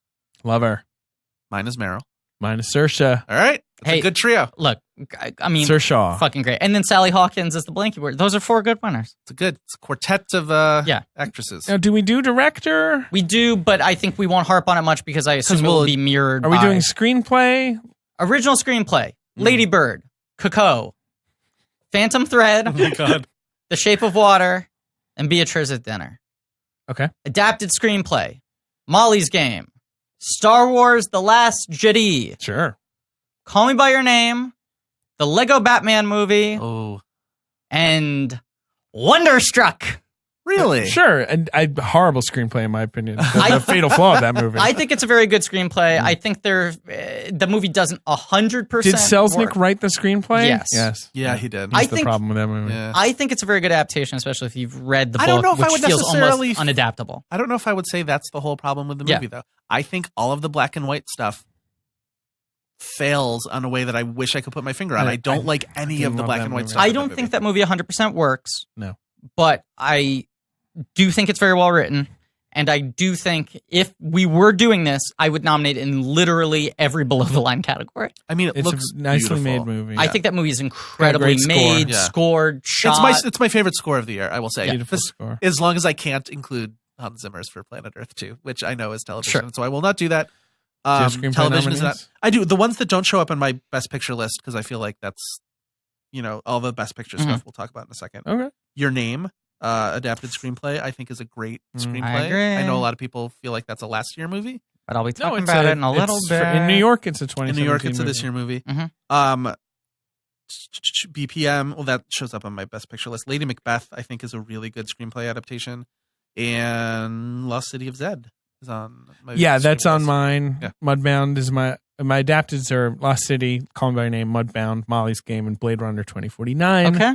My originals are Lady Bird, Get Out, Big Sick, Meyerowitz, and Phantom Thread. Nice. I mean, original is like crazy stacked. Originals this year. are very, very good strange. categories. That's- Never happens. Yeah, there are very few. Usually adapted is like where all the best picture contenders live, and Yes, this year yes. they don't. yeah, it's very odd. Okay, best director. Sure. Yes. My nominees are Guillermo del Toro, Heard of him? fan of The Tick. He watches The Tick. He said it was good. Really? Oh yeah, you told me. Yeah. For the Shape of Water. No, for liking The Tick. For Great. liking The Tick. Guillermo del Toro for liking The Tick. Mhm. Humble brag of Keep going. all humble Please, brags. I'm begging you. Sean Baker for The Florida Project. Yes. Paul Thomas Anderson for Phantom Thread. Yes. Julia DeCornell for Raw. Very good. Sure. And Josh and Benny Safdie for Good Time.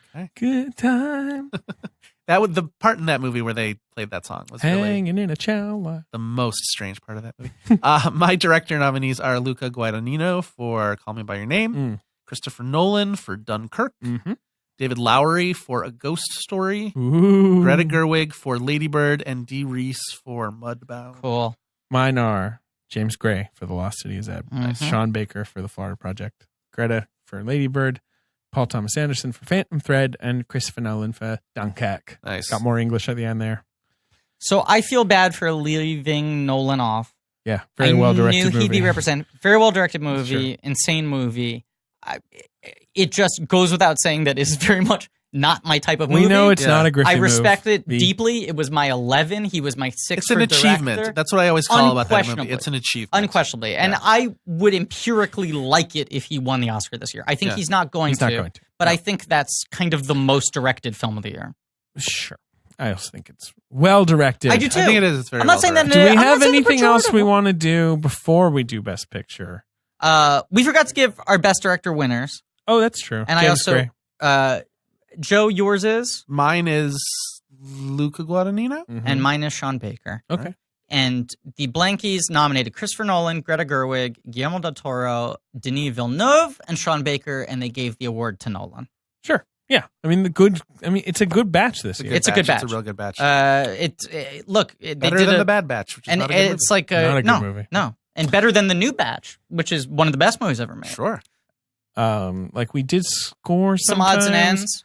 I You know, mean, sometimes Phantom we've Thread- done song, but this year is not like a hot song year. Well, Remember Me No. is a fucking banger. It's last year was a much better song year, I would say. I thought the Sufjan Stevens songs and Call Me That's by Your Name true. is They're very good. are They're very good. Never Enough and Greatest Showman is the best song in that movie. boy. Should have been nominated. My favorite song in The Greatest Showman is From Now On.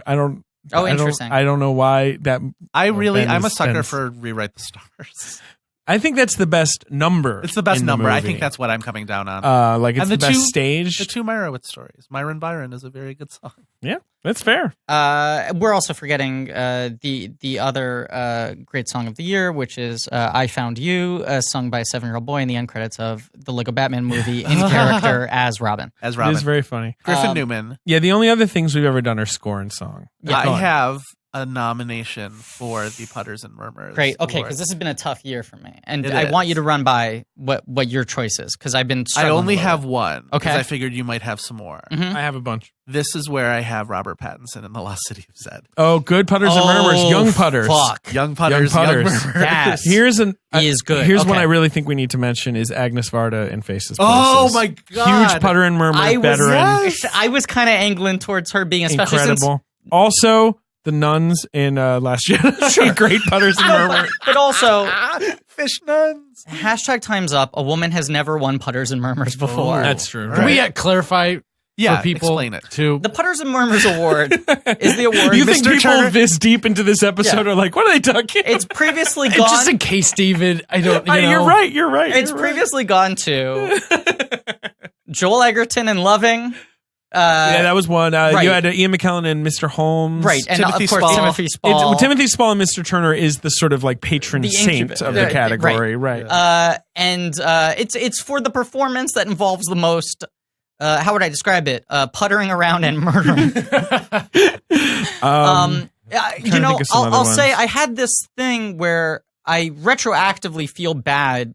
We gave it to Edgerton last year, but I think Well, you were sort of casting about for like someone to have. you know, right, you were- and I overlooked a big putter murmur, which was Mark Rylance as the BFG. I think I mentioned him. Oh. Maybe not. We mentioned him in that episode. Edgerton is very putter and murmury in It Comes at Night. True. So I feel like if I had done my work correctly last year and given it to Rylance, I might have given it to Edgerton this year. You did a Russell Crowe for I did. Gladiator instead of Beautiful I did. Mind. Kind But of so I think this year Agnes Varda is winning. yeah. I think the Putters and Murmurs. did you guys one. see Menashe? No. The Yiddish language movie. That's a movie with a putter and murmur as its lead. Yeah. Cool. Menashe also- Lustig. Yeah, Joan Didion in the Joan Didion documentary. sure.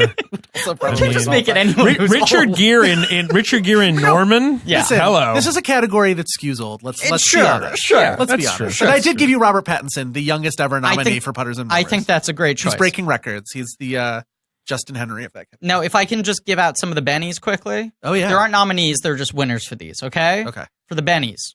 Pro doer, the person who's able to do the most efficient, Sure. impressive Yeah, yeah. work. All right. Ridley Scott reshooting all the money in the world. True. I agree with that. Yeah, Okay. you got it done. Poet laureate, actor who really kind of makes their dialogue sing. I'm paraphrasing some of these descriptions. Sure.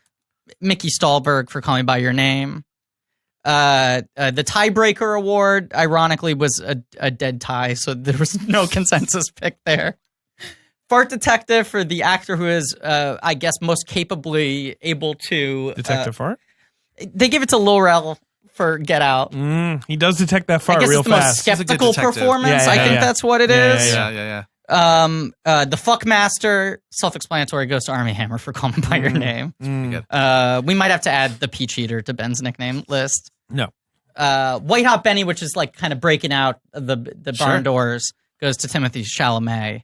Hello Fennel for best debut goes to Greta Gerwig for Lady Bird. Dirt Bike sounds like it's an ensemble award for the kids from It. Okay. Okay. Soaking Wet for literally just wettest performance. Doug Jones, Doug Shape Jones, of yep. Water. Yep. And Mr. Positive for the brightest light is Gal Gadot for Wonder Woman. Nice. A category that will definitely be won by Paddington next year. And then, of course, the Close Personal Friend of Dan Lewis Award for being a close personal friend of Dan Lewis on screen goes to Vicky Creeps. I thought you were going to say Leslie Very Manville, true. but yes. Manville. Well, she's sort of a sibling. You I can mean, give it to either one. Yeah. So it's just down to your best pictures, huh? well, did we do? I want to do my scores. I'm doing yeah, my do your scores. Oh, you're gonna do scores. Real fast. Also, if I can just say, I Laugh Alone from the Reddit asked that we mentioned the Blanky Discord group. I don't even understand what It's Discord like a chat is, room. but look for that. All right. Enough with the Redditors. I mean, I love them, but you know, All right. they've had their day in court. They're gonna get so angry at you. Okay, That's best fine. picture. No, I'm doing my scores. Here are my Oh, okay. scores. Zimmer for Dunkirk. 1-0 Tricks Point Never. Is that how you say it for Good Time? It's Wow, a fucking okay, yeah. banging score. Agreed. This electronic musician. Marianelli for Darkest Hour. Uh-huh. That's like the main character in that movie. Yeah. Daniel Hart in A Ghost Story. That's also the main character in Yeah. the movie. Fucking my winner is Christopher Spellman for Lost City of Zed. That thing is the greatest score. That score is longing in a score. My nominees are Shape of Water. Nice score. I really like it. I think it's like fine day plot. Day plot. I think his Valerian I think score I is watched better the this movie year. again and I liked the score. The score really stood It's out nice. to me. I think it's a nice score. Yeah. This is a big grower for me because the first time I thought the score was a little too big for the film, and the second time I thought it was just right. John Bryan and Lady Bird. I Lovely was going to score. say One of my Lovely score. favorite film It's composers. a small score, in terms of quantity, but it's but very it nice. felt a It little holds up. emotionally It really large for the holds movie. up. The first Great time I saw score. it, and the second time it was just clicked Perfect. right there. It's perfect. With You on Good Time, Wonderstruck, Carter Burwell, Very nice score. Yeah, that's in there for me too. Johnny Greenwood, Phantom Thread. That's my Oh, I five. forgot about that. That may not have Oh. gotten in. Yeah, I mean, Interesting. I may have done my score Maybe list I a while back. fucked you on this one. Yeah, it's fine. Blade Runner's got some cool shit going Blade on. Runner's. It's tough to know what's original and what's homage Best to old adapted stuff. Brahms. Yeah, basically. Yeah. Do you have any scores you wanted to? I think shout you out? guys All right. mentioned a lot of Wonderstruck, Lady Bird, Phantom Thread, It's a lot of good scores. Planet Earth too. Well, you know, I got my categories. Yep. Okay, Time for I Ben. don't know. Should Three we? categories. Time for Okay, Ben. Yeah, do all it. He's been Right. working. Okay. Let's do it. So I'm bringing back a category from the first year, which is remakes. This is the one where you made one of them fruit. You made the Hateful Eight fruit. Yeah. So this is a category where I picked movies from 2017 that should be remade with either babies, animals, or puppets. Right, and then you decided one was But fruit. also Right. fruit, and Right. now clowns too. Okay. So number one, The Greatest Showman, or how about The Greatest Show Baby? That's a cute little thing there, right? It's gonna make so much money. In Hollywood. Griffin's got a real Ben face on right now. Number two, Baby Driver. No. Fruit Driver. What? Why? It's even cuter now. What's I driving? can't Like, even what's track the, this bit? I what's the fruit that's driving? Like, what's the main fruit? Melon. Okay. Sure. I would have gone with a Watermelon. bunch of grapes, but you know what? A melon's good. Melon's Well, you know what they say: honeydew is the money melon. That's true. That's true. It's David's Okay. bio for a long time. Mhm. Okay, number 3, all the money in the world. Instead of Chris Plummer, you could have just done like a CGI puppet, and it would have been a quicker fix, Fair. right? Just like have like Statler play that Yeah, character, thank you know? God. Number Nothing. Ha ha ha ha ha ha. See, yeah, you get it. Number 4, Molly's Game. So I feel like Sorkin should make a puppy movie. Puppy. Yeah, and then he could totally reference that painting of dogs playing poker.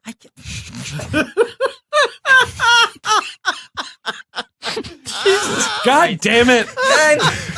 And then number 5, it's Pirates of the Caribbean, Dead Men Tell No Tales. Everyone's favorite movie. Sure. What Everyone remembers about it. what about Clowns of the Caribbean, Dead Jesters Honk No Horns? What? All right. All right. What else you got, Benny? This is a favorite of mine, wetter movies. of course. you The know, wets. The wetties. The slickest flicks of the year. Slickiest flicks of the year. That's Number right. 1, Blade Runner 2049. That's some future wet right Soaking there. wet. Oh, yeah. I, Tanya. It's frozen, but it's still wet. And for sure slippery. Quantity, a lot of it. Yeah. You know? Yeah. It's true. Yeah. Dunkirk, everyone is soaked to death. Yeah. True. Shape of Water, I mean, that's just obvious. Right. Yeah. And then finally, speaking of an Aquaman, we have my man in Justice League. Cyborg. Right. Yep. And it's also very sweaty.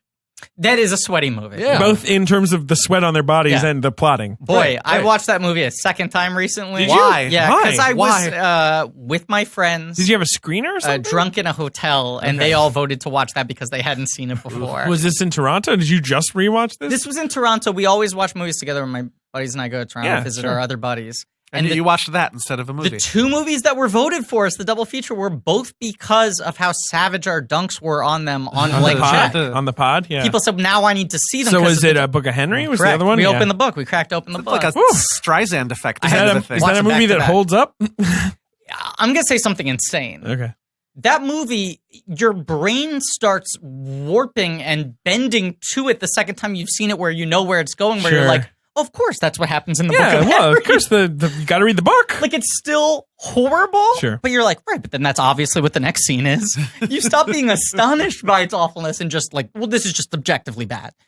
Justice League, though, God, is that thing fucking sweaty. Very sweaty. Are you done with your categories, Brandon? Do Oh, you I have more? a new one. A new one. Debuting. Should have had Jared Leto in it. Okay, number 1, Bright. Very into this category. Yeah. Great Those first elves? nominee. Come Yeah. on, right? Yeah. He should have been More like one Bright. of them elves. Not Yeah. right. How about Wonder, just to kind of give it some edge? Definitely not an edgy movie. Wonder. No. No. So you just want to make it a little more twisted. Yeah. Yeah. Number 3, Get Out. He could play himself, just like a bad white person. Sure. Right. Just Jared Leto as himself. Number 4, again, as himself, but as the baby in Boss Baby. Sure. Right. Okay. Number 5, Mother, where he also could have been the baby that gets torn apart. Ooh. Spoiler alert. Yeah, I mean, that's the one where I agree with you. I would have liked to have seen Jared Leto in that role. What else you got, Benny? Okay, honorable mention, Good Time, because it's a scumbag romp I really needed.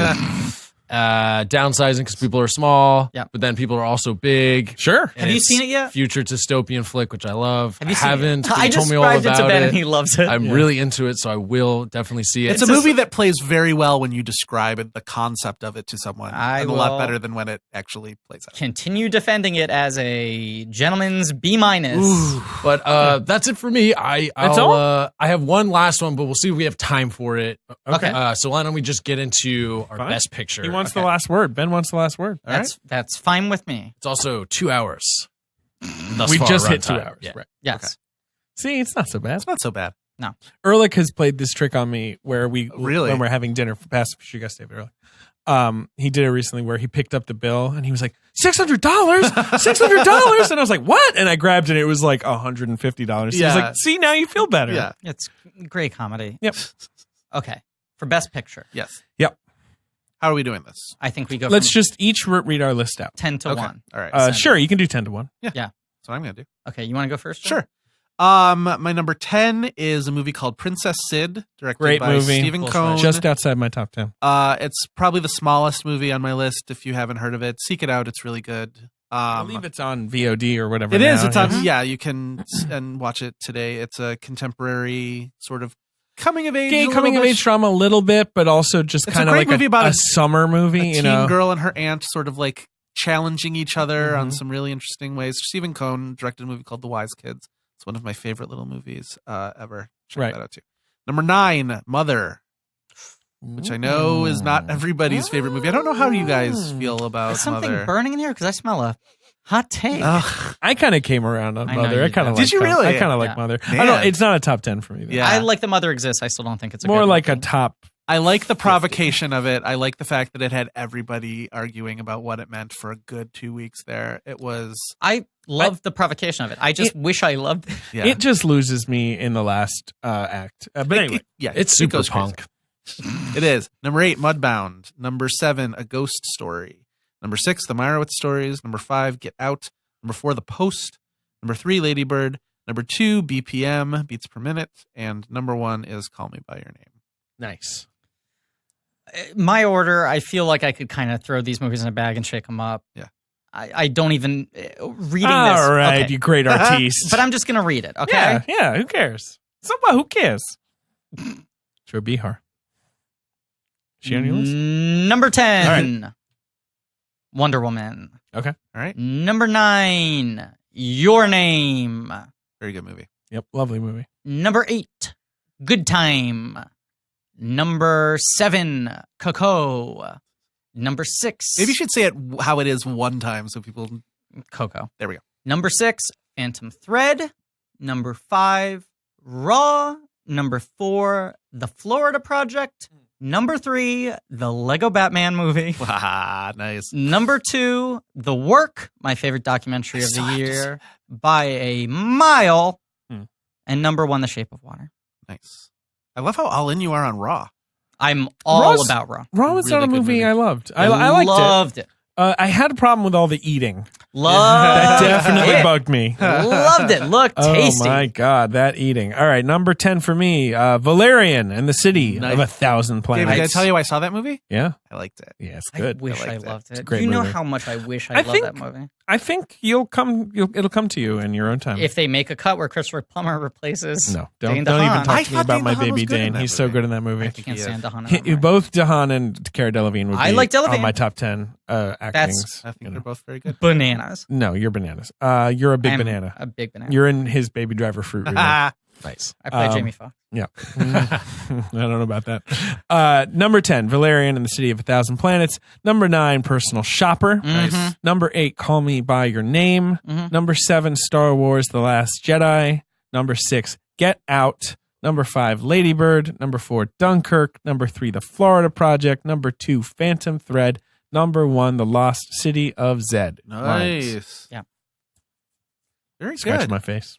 It's a very good, strong list right there. Lost City's been my number 1 all year. Yeah, you- I love that movie. It's Mhm. one of my favorite movies of recent times. It's your Lego Batman. I was just kind of like, yeah, well, nothing. I won't like anything more than that this year. Like, Yeah. I wasn't even really worried about it. And then I saw Phantom Thread.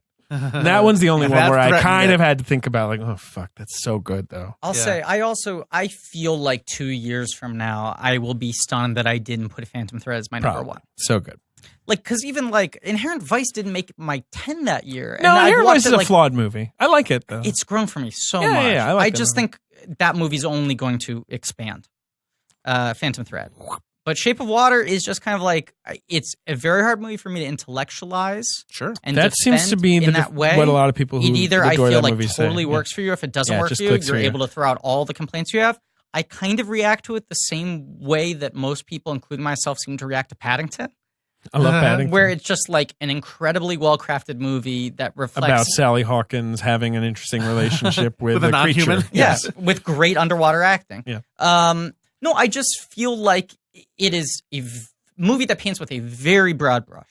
It is not super complicated in terms of what it is saying. Its heart is on its sleeve. Yeah. And it's just about trying to find the decency in people, which... And it's got a real cohesive vibe. Yeah. And I think that's what like Del Toro is very good at. And here's the biggest element of the vibe, and it's just like, he made a movie for me specifically. I'm not saying only for me, but it's like a thing I always wanted that no one is crazy enough to bankroll, which is make a children's film for grown-ups. Yeah. That movie really, I compare it to Paddington because it has a very similar sort of like broad, primitive, symbolic. Remember Fran Hoffner's review Which one? of Shape of Water? What'd she say? What if Lilo and Stitch was rated R? Yes, yeah.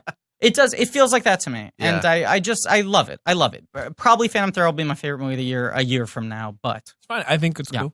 Yeah. Your number one's Call Me. My number one's Call Me. I feel like it's just, sometimes I feel like it's a little cliche that like, and I feel a little self-conscious about like, oh, my favorite movie is the big gay romance, but like, sorry, like I am what I am. It's Great movie. It's the most complete vision of, it just puts me in a place. I think the second time I saw it, which when I saw it with you, was what really sealed it. I was like, oh, I still feel this sort of like weird floaty thing as I'm like walking out of the theater. I'm like, okay, that tells me something. That's everything that I like this year has been so very like rewatchable. The Post, I'll watch a billion more times. Lady Bird, Meyerowitz Stories.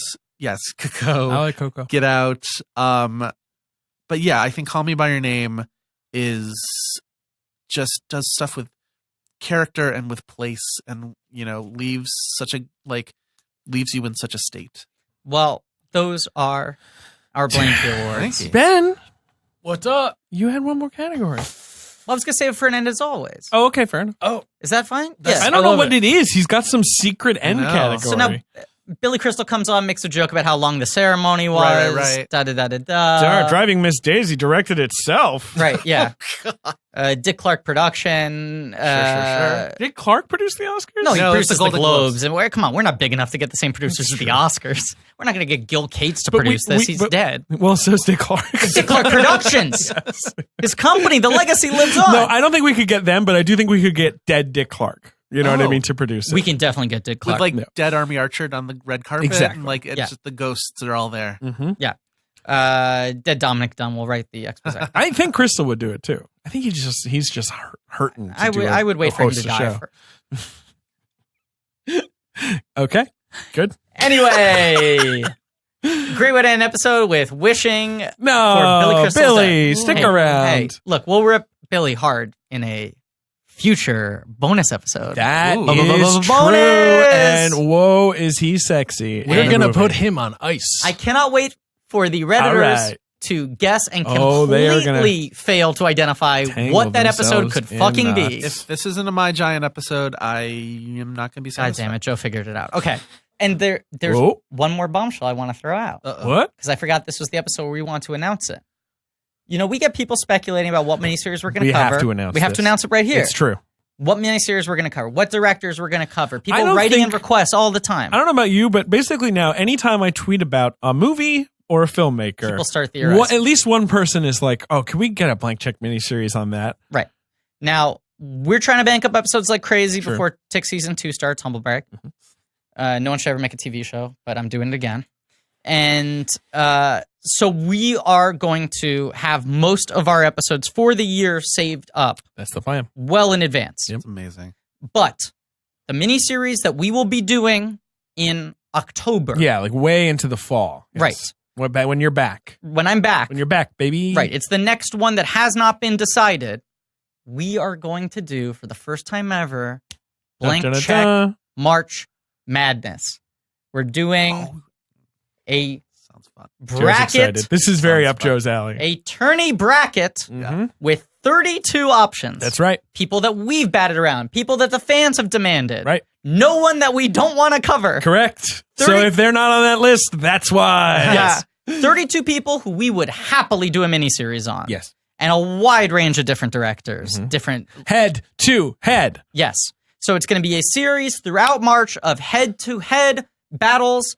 Check our social media for that. I believe it will be Twitter has polls her every work week. cut out for her. Angela's going to do a lot Twitter of polls work every for us. day. Yes. It's gonna need a lot of fucking head to heads. That's true. I'm Yeah. super here for this, you guys. Yeah. It's going to be it's gonna be fucking fun. great. God knows who they'll pick, but we'll figure out. We'll the figure final it out. 32. I believe you have the rough list, right? I do. Yes. We have to triple confirm it. We've come up with a couple And lists. we're cool with everyone. Yeah. Weirdly, even with 32, we're leaving some big people off. Of course. But excited. There's a couple I want to ask, but I don't want to ask on air and have it be like I'll ask. It's fine. Okay. It's fine. Cool. Walt Becker's going to win. Oh, no. Thank you all for listening. Please remember to rate, review, and subscribe. This episode wasn't as long as our last Blankies. I think we did a good job. Thanks to Ange Fergudo for social media. Thank you to Joe Bowen and Pat Reynolds for our artwork. Go to reddit.blankies.com or whatever the thing is for some real nerdy shit, and also whatever the fuck Discord is. And also check out Emily Yoshida, mother of Blankies. Yes. That's right. We got to talk about debuted this. her new podcast called Night Call. Yes. Maybe you guys could tell the fans a little bit more about it. Well, She Emily also has is co-host the Molly mother of Lambert. Blankies. you know more than us. You're the Well, producer on it. I'm talking, you know. But you're the host. You're supposed to sell No, it. I'm just talking. like- I mean, Emily is the mother of Blankies, as we all know. We all know. And she's going to join the Five Timers Club soon, in fact. Yeah. Spoiler alert. Yeah. And she has reunited with her Girls in Hoodies pals from back in the day. I don't know if you guys listen to Girls in Hoodies. I used to listen every week. Did you listen, Joe? I loved it. Great. One of my favorite podcasts. So she's with Molly Lambert. She's with Tess Lynch. Mhm. And it's on our network, right? It's an Audio Boom original. Ben's It's called working on Night it. Call. Sibling show. I'm the Ben's the producer. And that's a really fun show. I hope that everyone gives it a listen. And Yeah. look, if you like Black Check, you love EO. Undoubtedly. Oh, yes. Yo, yeah. Right. And you like hearing friends talk. You like conversational podcasts of people speaking passionately about things they love. Especially pop culture and stuff, Yeah. right? That's what they're It's They talking talk about pop culture, sort of So like weird mysteries. internet, sort of oddities, and just Tangents. This is a straight line. If you like this show, you're not listening to that show, you're doing it wrong. That's all I'm going to say. I agree. They taking calls too? Night call? We will be taking voicemails. Oh, sure. And we will be taking emails. Sure. And Electronic mail? What, Can you that's imagine? electronic now? Can you imagine? Amazing. They have the internet on computers now. Yes, they do. And Great simple I will insert that information because I don't have it in front of me. It's here. 240-46-NIGHT or nightcallpodcast@gmail. All right, Ben. Okay, great. And as always, My last category, no thank you. 3 billboards outside, no thank you. I don't drive anymore, so I'm not interested in that. The best category of the Murder year. on the Orient Express. Looks like LARPing. No, thank you. LARPing. Darkest Hour. Yeah, more like me sleeping in the theater. No, thank you. Geostorm, a weather machine movie. What is this? The Cold War? No, thank you. The Cold War. Between Us. No, not between me. No. Maybe between you, but not me. No, thank you. the only person in the world making mountains between us, Joe. And Wonder Wheel. Sure. No. No, thank you. No, thank you. And thanks to Ben for reminding me of my hot take, which I will leave here. Oh no. I ask this to the listener. Would 3 billboards not be 25% better if Regina King played the Frances McDormand role? Should be good. Think on that, motherfuckers. Thank you for calling the Burger Report hotline. 802-8-BURGER. Please leave a message with your FAMO, type of burger, and location, and we will try to put it on the podcast if we can. That's 802-8-BURGER. I was on Franklin Avenue today, and I saw David Fincher take a big old bite out of a delicious-looking, medium-cooked burger. Hey, Griffin and David. A couple years ago, I was walking to my friend's apartment, and I got a text that said to look into Whitman's in New York on, 9th Street. And they said, look into the window and tell us who that man is eating a burger because we know he's famous, but we don't know who it is. So I walk by, I look in, and I saw Danny Boyle, famed director of Slumdog Millionaire, eating a burger. Hey fellas, long time, first time. My name is Jake Sturdivant. Just calling in with my burger report. It was July of 2010. I had moved out to LA in April of that year, so just a few months before. And the first job I got out there was at Johnny Rockets. My first day was I trained in the morning, and then they let me serve at in the evening. So my first table I walk up, and who is it other than Jared Harris? And he was sitting there with a lovely woman, and they were both very nice, and he ordered a burger and fries and milkshake, and it was delightful to watch a famo eat a burger. Love your show, guys. Thanks for taking burger reports from fans.